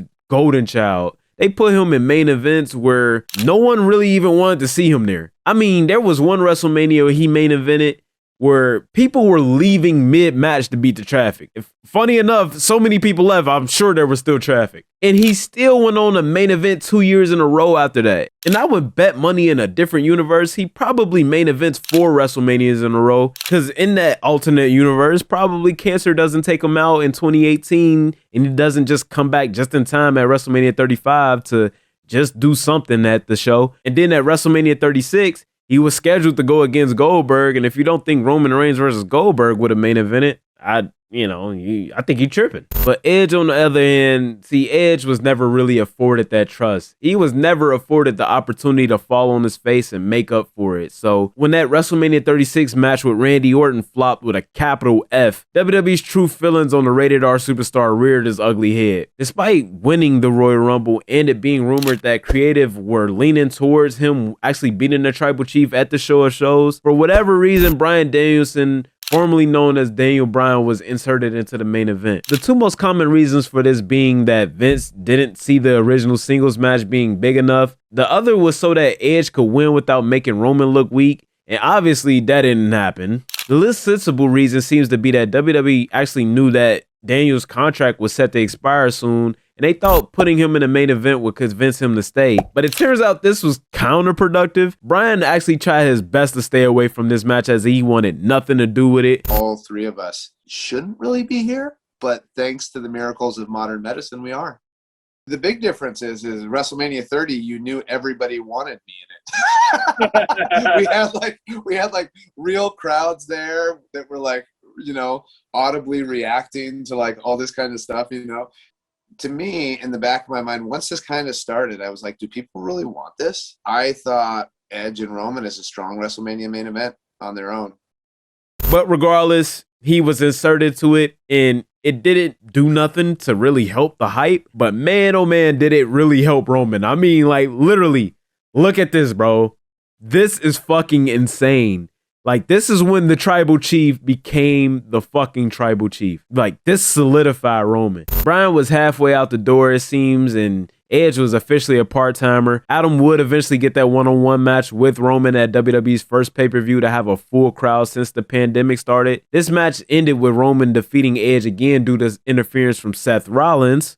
Hey, I told you, remember that. As they went on to begin a feud that was 7 years in the making, and honestly, the best thing that Edge has done since returning to wrestling. Remember that segment I told you in 2014 that you had to remember when Edge was retired? When the Authority was about to permanently paralyze Edge with the Seth Rollins curb stomp? Yeah, it was time for Adam to spend a block on that. See, Adam never forgot that Seth was going to curb stomp him even after Cena brought back Triple H and Stephanie. And this long-term booking really paid off for the two because they were both in booking limbo. This saved them. This gave them something to do for a long time, and it was great. It was multiple great matches. It was an all-time feud, ending the feud with Edge beating Seth Rollins in a Hell in a Cell match. And I'll be honest, this was the first time I felt like Edge won something he probably shouldn't have, but I was nowhere near close to having any level of annoyance with the outcome. The good guy won, bravo, cool. But little did I know, this wasn't the last time I would feel this way.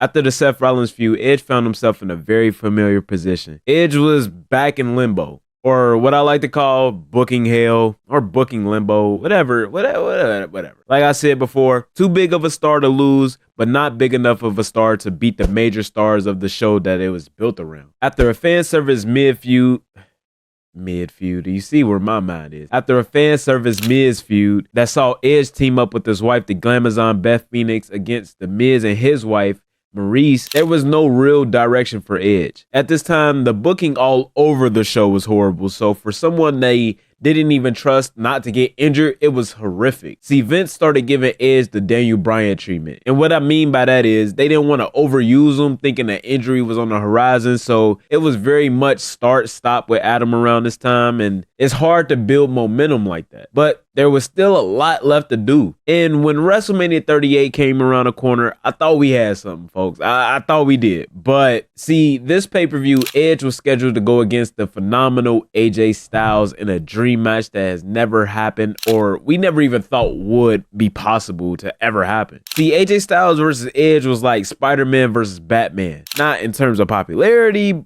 or even, stature in their respective companies or leagues, but bear with me here. When Edge was in his prime in the WWE, AJ Styles was building his legacy, and you could argue carrying TNA. AJ Styles didn't even touch a WWE ring until 5 years after Edge retired. This was the definition of a dream match. But in true WWE fashion around this time, they fucked it up. Like, matter of fact, and I probably shouldn't even say they, because I can't blame Vince for this. I can't blame AJ. I can't blame the writers. I can't blame the producer. I can only blame one person, and that's basically who this video is about. Sir Adam Copeland. AJ Styles is innocent in all this BS. For some reason, Edge thought it was the right move to turn heel on AJ Styles, which inherently on paper, that's not a bad idea. It's actually a good thing if you think about it. Edge is one of the best bad guys in wrestling history.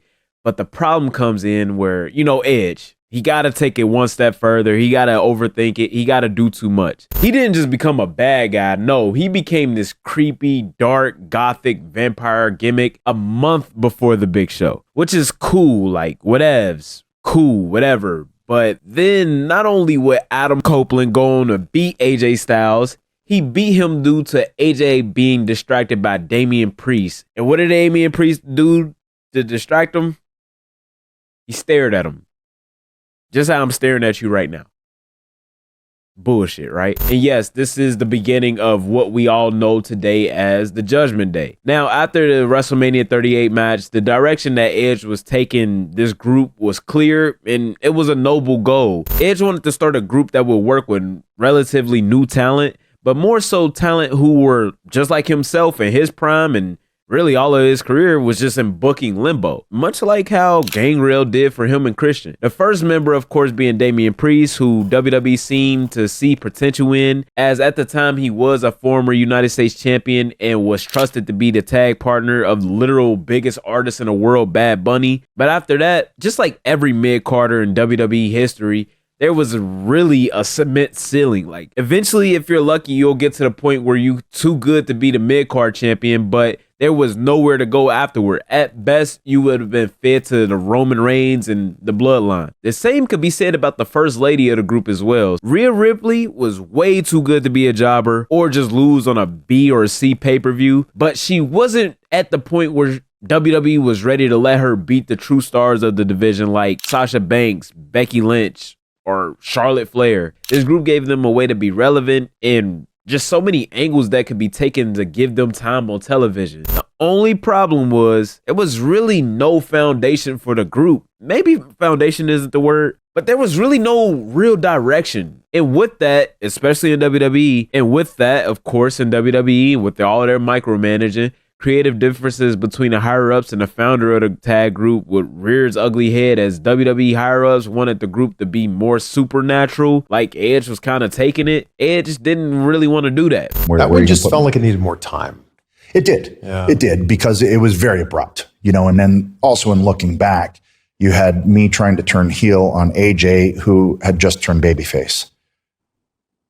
Should have just let us be double babyface and let us do our thing. Yeah. And then from there, if I lost at WrestleMania, now we can start to do the turn, and now it can make a little more sense instead of feeling so abrupt. But, you get your marching orders and you go, okay, let's make it work. Now, for me personally, superpowers and unrealistic wrestlers can be enjoyable. I mean, Bray Wyatt is really one of my favorite wrestlers ever, but the Judgment Day was just purely Rob Dyrdek ridiculousness. They didn't establish any clear goals, spoken riddles, and just basically look goofy. After a few matches that were multi-tag team nonsense and Edge's bald spot showing now more than ever, that's the reason he got the haircut now. Like, everybody was on his head top about his hair and being bald. And ever since then, he got this crazy looking burnt doll hair. It's like a burnt doll. Like, his hair looks like, I don't know what. Edge used to have such beautiful, luscious hair. Now it's like he looks homeless now. I don't know what that's about. Is that just what happens when you age? Now I'm looking at myself. I need a haircut. But anyway, other than the bald spot, so after the bald spot made his debut, they will also add one more member to this group, Finn fucking Balor. I remember personally being excited, thinking this pairing made way too much sense. As if anyone has been in a creative sunken place, it's Prince Finn fucking Balor. Then 30 seconds later, they kicked Edge out of the group. WWE, it's not a problem, but it's just, you knew where this was headed. You know what I'm saying? You knew it was only so long. 3 people who just can't cut a promo being in a group is just, it's not going to go that well, huh? Now, kayfabe wise, this was due to the aforementioned creative issues. It began a nearly year-long feud that had its ups and its downs, but overall, it just went way too fucking long. Eventually, the group added Dominic Mysterio, which was basically the best thing that happened to the group other than the group being created at all. Finn Balor even got a victory over Edge in the I Quit match that I would suggest everyone watch just off the ending alone. Spoiler alert, Beth Phoenix takes a concerto. Remember the the move where you have their head on the chair. You remember. Like, just watch that shit. Watch it. It's very fucking good. Despite this, though, this feud did nothing for anyone except Dom. They only got one victory over Edge this whole time. And this, to me, is where I started to notice the lack of L's in Edge's recent resume. Weirdly enough, the feud would end in a Hell in a Cell match with Edge versus Finn Balor. I don't even remember what Damian Priest did at WrestleMania 39, but this was his match. Like, he was the first person to join Edge in this group, and somehow Finn Balor is the one to get this Hell in a Cell match. In hindsight, though, it was probably for the best, as Edge just beat the fuck out of Finn Balor, even gave him stitches and shit. It wasn't just Finn Balor he beat. No, he beat the demon Finn Balor, like the guy who was like undefeated in NXT. And I know Roman Reigns kind of already ruined him, but this was like just spitting on his grave. This dude was one of the best spectacles in wrestling, up there with The Fiend, and it could have been revived on this night, but nope.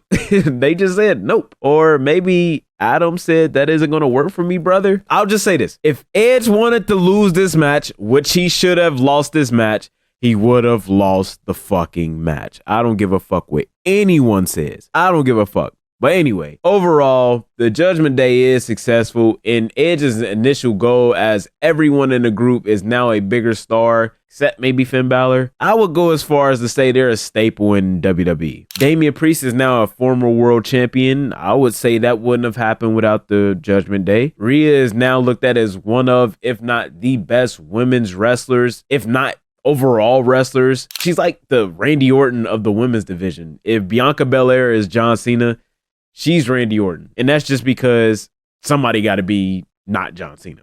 But you could make the argument that Rhea Ripley is the John Cena of the women's division, or just wrestling now. And now Dominic is only getting better and better, and he's just won his first singles title. And I went to a show they had in Cincinnati. There was two people that everyone was just clamoring for. One was Jey Uso, and the other was Dominic Mysterio. Now, of course, CM Punk got the big pops, and all these other guys got the big pops. Don't get me wrong, but the two loudest pops I remember hearing for Jey Uso and Dominic Mysterio. And that does not happen without the Judgment Day. That's a W. That's a W. Now, again, this was huge for Damian Priest. It was huge for Rhea Ripley, huge for Dominic, Finn Balor, poor guy, damn. And Carlito, the Judgment Day was a massive success. Problem is, though, for the subject of this video, other than creating the group, little of that success has to do with Adam Copeland. He deserves credit for coming up with the idea in the first place, but if you ask me, he had little to do with the success outside of the group, as they were the most successful and they were the most entertaining. They were the most must-see when they were done with him, when they were done feuding with him. And it turns out that this was Edge's final feud in WWE, as next, Edge was about to pull a move that would change his legacy. And I'm trying not to be dramatic, but this changed his legacy forever.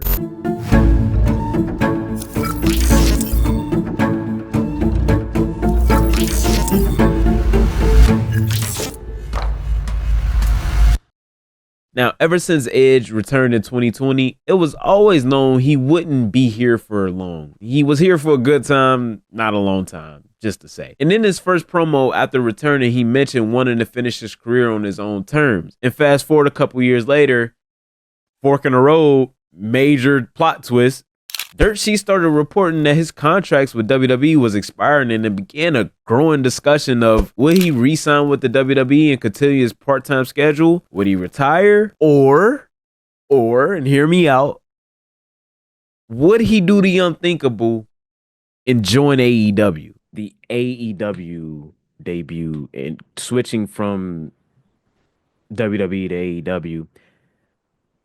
What was that that time frame like for you? Was it something where like, or you could see this really happening?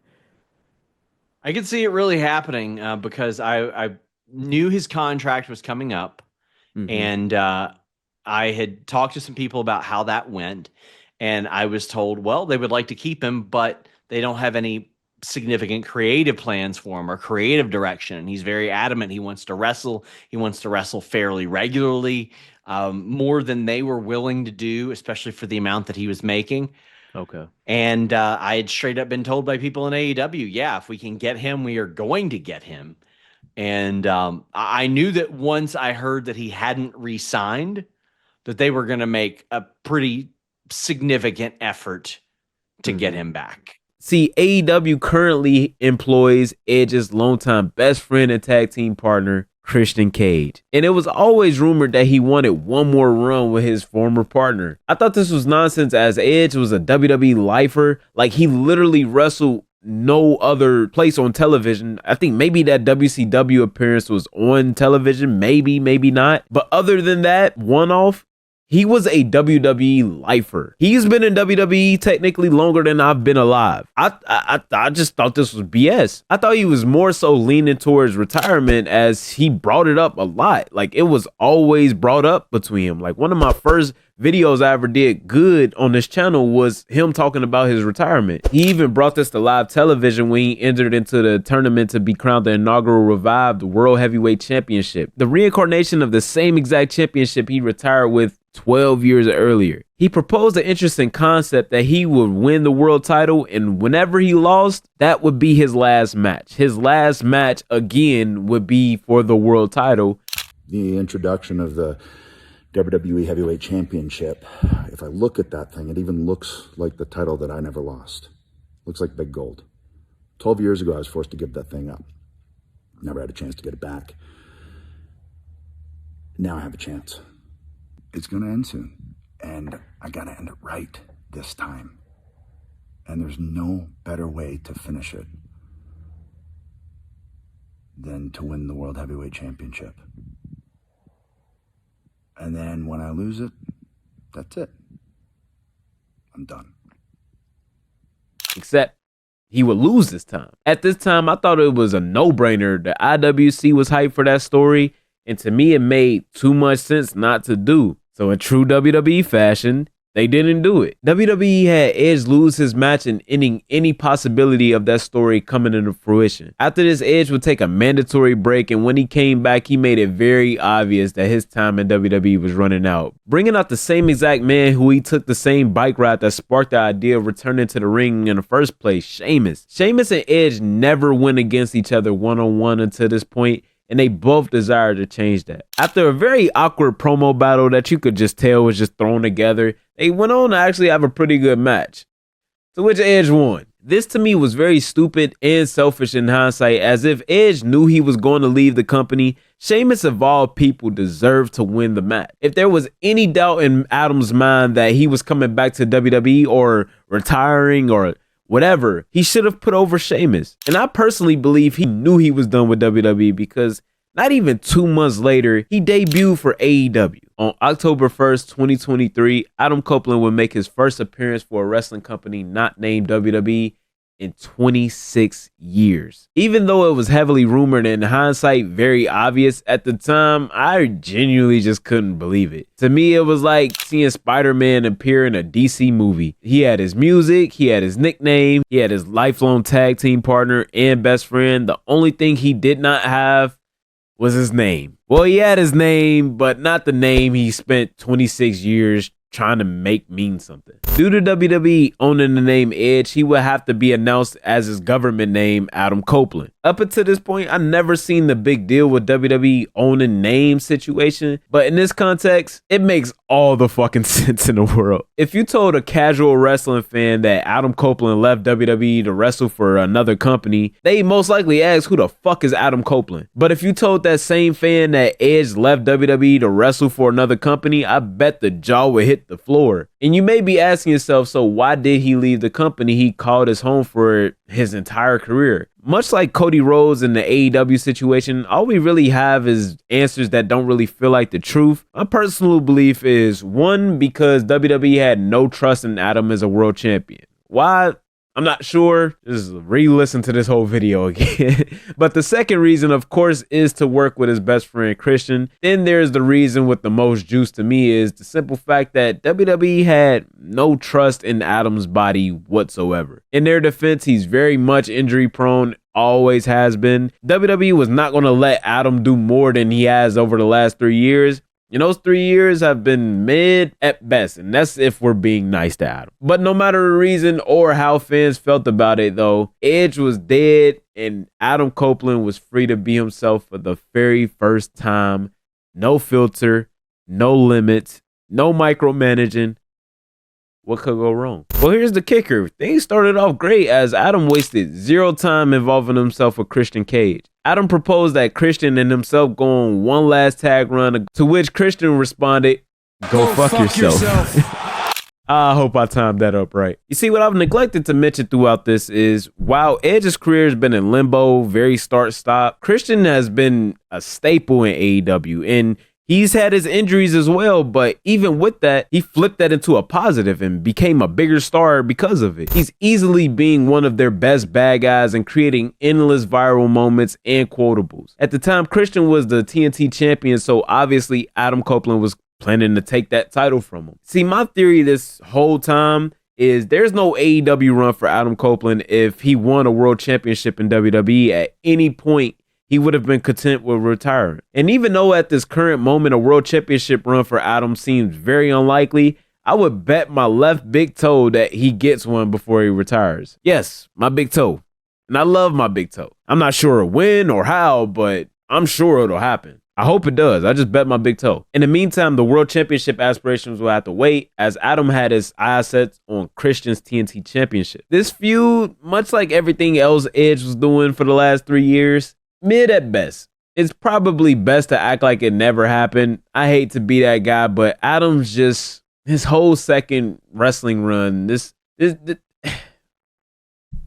just mid, man. It's just mid. I hate to be that guy, but just like Adam's whole entire second wrestling run, this feud really just peaked at his debut. And it was all downhill from there. Super predictable promos describing their 40-year history week to week. And that's not an inherently bad thing, as the predictable thing is sometimes the best thing. But sometimes predictable and simple needs to coincide. The only problem is AEW has no idea whatsoever what simple means. Now, this isn't always the case. Look at CM Punk and Cody Rhodes, and CM Punk and Cody Rhodes, and see, You get the point. You see, my theory on why AEW is falling off a cliff in terms of fan interest is because they don't know what simple means. Sometimes a simple headlock and scoop body slam is more entertaining than a shooting star press off the top rope on the thumbtacks. Think of AEW like a super lyrical rapper. He can match all the syllables, rap them fast, and maybe even has a great message behind his music. And that's good. I tell you, on the 9th track of the album, by the 9th track, you just want some simple laid back bars that you can just relax to. Basically, what I'm saying is AEW is the rapper Logic, and Logic is pretty good the first time you hear him.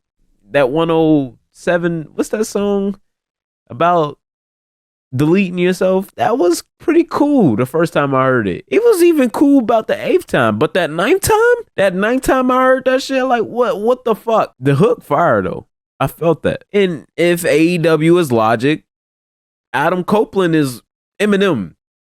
Those stands about to be in my comments, boy. Before y'all destroy my comments, the Slim Shady army. You see, I love Eminem. I've loved Eminem since I was like 11 years old. That is my all-time GOAT. That Slim is my favorite rapper ever.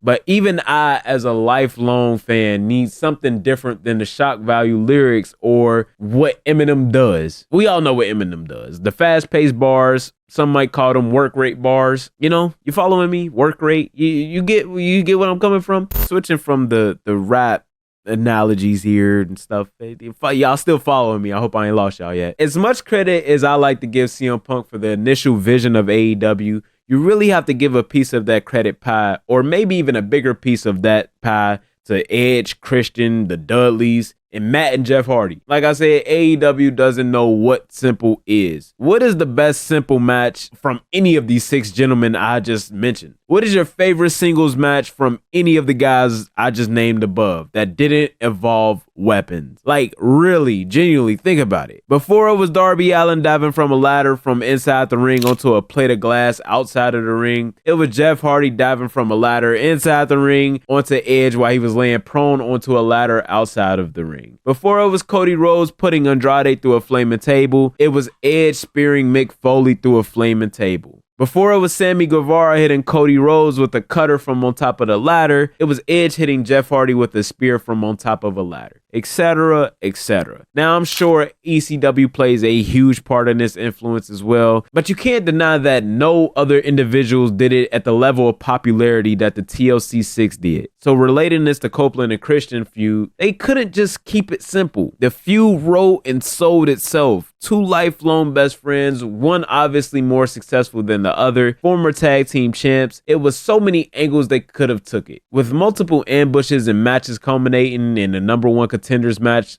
2 months after Adam Copeland's debut. Then the match happened, and this is really where people started to look at Cope kind of funny, as the ending of this match was just ridiculous at best and just Hulk Hogan WCW downfall documentary that we all seen at worst. So I'll try to explain this. Just try to keep up with me. See, Cope won the title from Christian at first, but Luchasaurus, who was playing the abused bodyguard who the crowd hopes stands up for himself role, attacks Edge, then cashes in his title shot specifically for the TNT title. But he didn't cash it in for himself, instead heading the contract to Christian so he could win the title back just literally 2 minutes after losing it. You still following me? I know, it was pure ridiculousness. I'm not sure who came up with the ending. This was very much Hulk Hogan in WCW or John Moxley versus CM Punk, where one guy's okay with losing, but he has to get his win first. If you don't know what I mean by the latter example, check out this video. We'll just put it right here. It was dumb then, and it's stupid now. After this, Copeland would continue the BS with the Patriarch, and this would continue for another 2 months until they had an I Quit match, and then another just display of doing anything but keeping it simple. As you could imagine, these two, specifically Mr. Rated R Superstar with no constraints, would do in any no disqualification match. They of course used tables, ladders, and chairs, handcuffs, and a fucking spiked bat. They of course fought in the crowd where they awkwardly put on a opposing team's jersey, as this was in Canada. At one point, Christian was handcuffed and forced to watch Edge hit a brutal spear on Patriarchy member Nick Wayne. The dumbest move of the match to me, and probably the dumbest move of either of these guys' careers, given the context, there was a sunset flip powerbomb that Edge took from Christian off top of a ladder, which, you know, given AEW and just wrestling, that doesn't sound too bad. But again, let me add the context. This was the same exact move that was done in the match that gave him life-threatening neck issues in the first place. Now, if 29-year-old Adam Copeland couldn't take this fucking move, why the fuck did they think that 50-year-old Adam Copeland could take this move? Now, luckily, nothing came of this, but for the people who watch this, do you even remember this spot? Do you even remember that it was off top of a ladder? Do you even remember this fucking match? Yeah, I only talk like this because I care. So after using the spike bat on Christian's nuts, Adam Copeland became the TNT champion. In AEW, that basically means you have the distinct honor of trying to save the mid-card. You know, giving quote-unquote 5-star matches to wrestlers who otherwise wouldn't be on the show in the first place. Or even worse, they throw the title on you because you're in booking hell and don't know what else to do with you. And in Adam Copeland's case, much like his whole career, it was both. Edge immediately got to work with the former mission, beginning something called the Cope Open Challenge. Whether on purpose or not, it was very much a carbon copy of his former rival John Cena's US Championship Open Challenge, which most wrestling fans would probably say was Cena's best run in his entire career, which is definitely saying something no matter how you feel about Cena. It should also be mentioned that Cody Rhodes had a similar run with the same exact championship that Adam Copeland possessed, and one could make the argument Cody did a better job with the gimmick than Cena did. That's not for me to argue. I wasn't watching AEW at the time, so maybe. I don't know. As Cena introduced us to stars that are household names like Sami Zayn and Kevin Owens, he also gave a legit platform for underutilized talent such as Claudio, formerly known as Cesaro, Pac, formerly known as Adrian Neville, and Cody Rhodes, formerly known as Stardust. You see a pattern here? You see, you can give wrestlers a consistent good match, but if there's nothing to follow up with it, what does it really mean? See, with Cody, his open challenges actually led to something. Cody introduced AEW to Eddie Kingston, gave Sammy Guevara his best match and put him over on the way out. Now, Sammy Guevara fumbled that, but that's not on Cody. He did his job. And most of all, and most importantly, and probably his best accomplishment in AEW, some probably say the only thing he did right in AEW, he made the late, great Brody Lee, formerly known as Luke Harper of the Wyatt family, look like an absolute monster in his debut. And I promise, this all ties back to Adam Copeland just one sec. See, the main result of Cena's open challenges, people now recognize that when he really wanted to, John was really a great wrestler who could put on a clinic for anyone. The main result of Cody's open challenge was the introduction and adding validity to future AEW stars. Even though Cena was looked at as more fondly as a wrestler, the challenge didn't really help anyone except John and Kevin Owens, to be fair. And Cody's open challenge helped everyone but Cody Rhodes, as because he was winning so much, AEW fans would begin to turn on him and yearn for the wrestlers he was going against. Either way, you can make the argument that both guys were successful with their mid-card title runs. In the perfect world, you combine both title reigns and accomplish both goals, make new stars, and have a boost in your own reputation as a performer. Now, if I still have your attention, you may be asking, how the hell does this all relate to Adam Copeland? Well, see, Adam Copeland failed at both of those goals. He neither made new stars or made people look at him more fondly as a performer. I said it once, I say it again.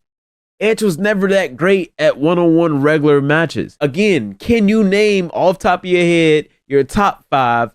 Fuck it.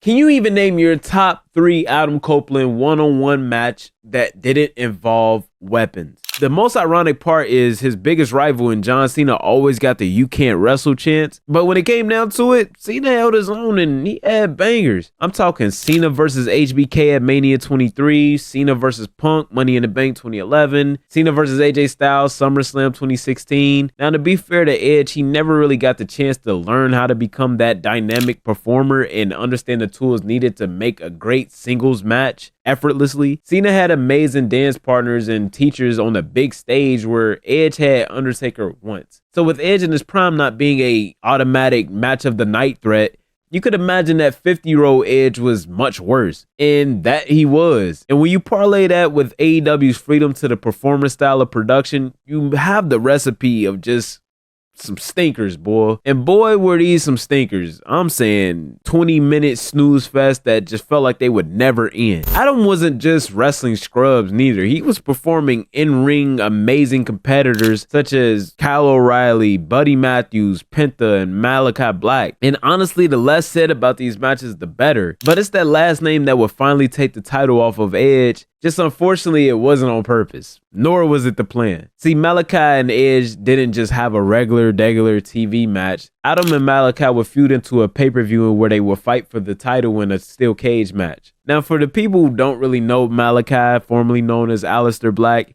his gimmick is like this MMA goth guy gimmick, dark creature, bleeding goo, ink.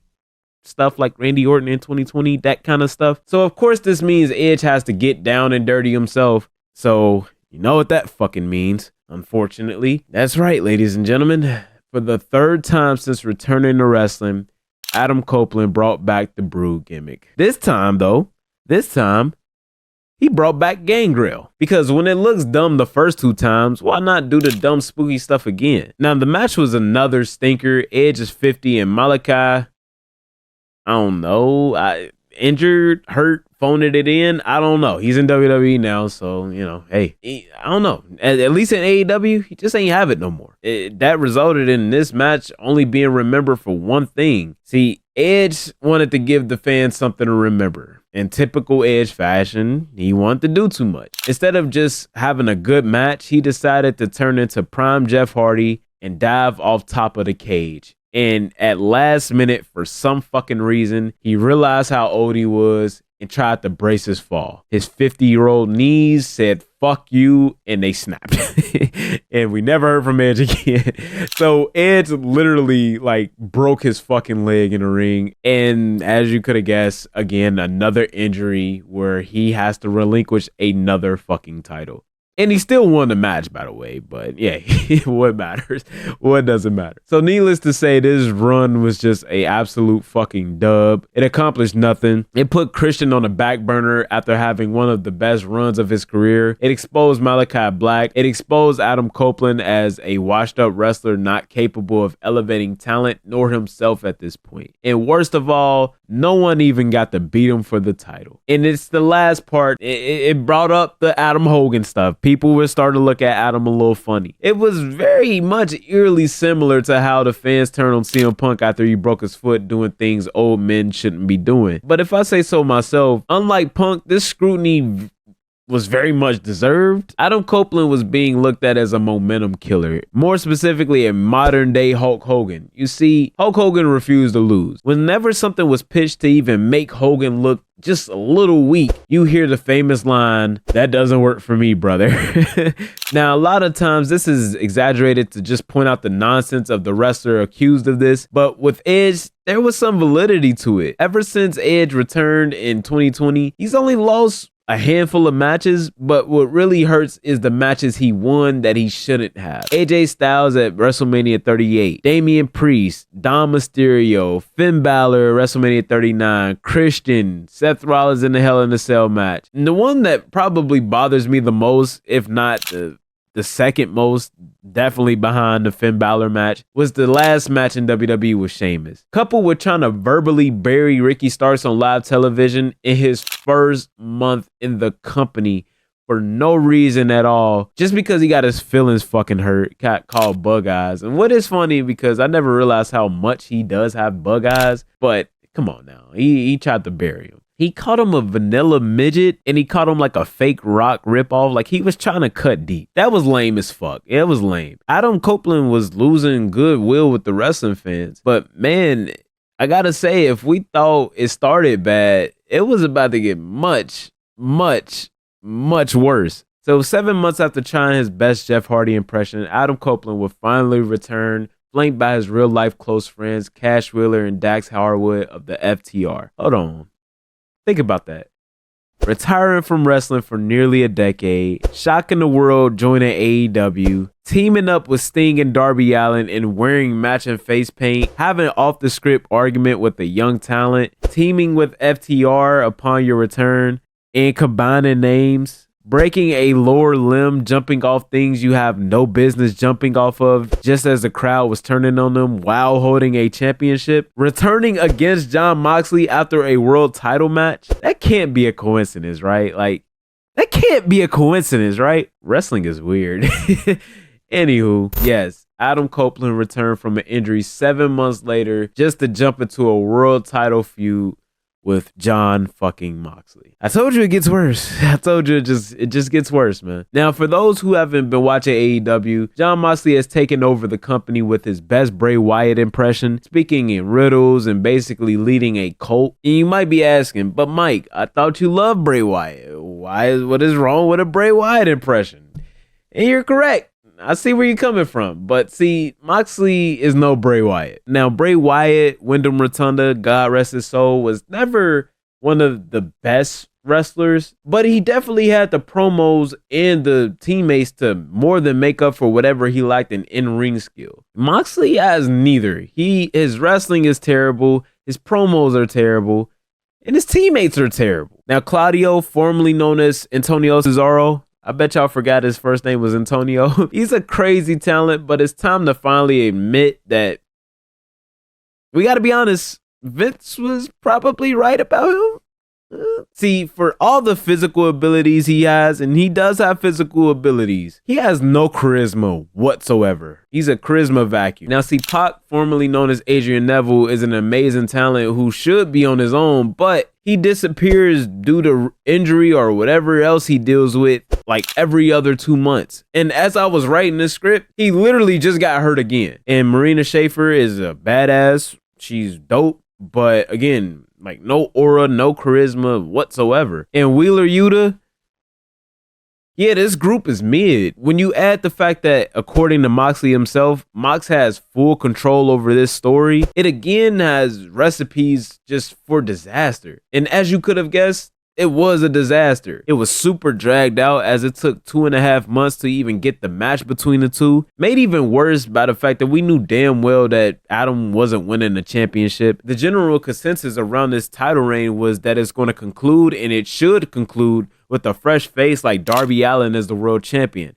Or at very least an AEW original and former world champion like Hangman Adam Page. What's funny is the Moxley reign has been so bad and dragged out that fans were even praying for like a Swerve Strickland to beat Moxley. Swerve, who lost the championship to Bryan Danielson, who immediately lost it to Mox. So it was basically AEW fans would rather reverse the damn near year of story progression to go back to where the nonsense started in the first place. Even worse, they would rather start back to the beginning than have Adam Copeland become world champion, as the scrutiny of his performance was at an all-time high. The match began favorable for Adam's perception as the crowd sang his theme song word for word, even after production truck cut the music.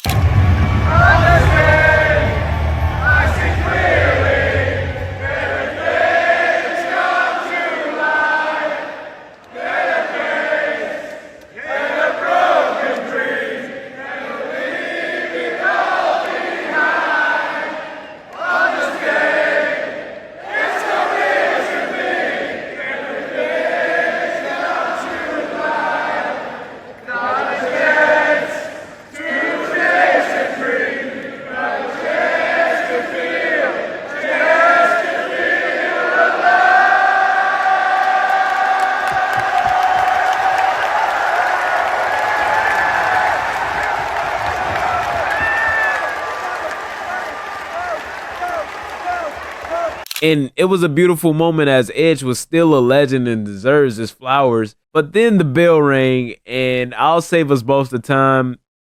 It was boring, overbooked, and terrible. There were run-ins, too many kickouts, too many non-finishes. And since it was a John Moxley match, of course, no selling whatsoever. Near the climax of the match, Christian's music would hit. See, Christian won's AEW version of WWE's Money in the Bank, where they won the opportunity to cash in a world title match at any time and any place they want. Christian, being this genius, bad guy, evil villain he was, chose this match to do so, making it a triple threat match. Somehow, Christian ended up in John Moxley's chokehold, and after attempting to escape, he just tapped out. He tapped out. Edge basically found another way to escape losing clean. Remember, these guys have creative control over what they do. They chose to do this BS, not Tony Khan, John Moxley, and Adam Copeland.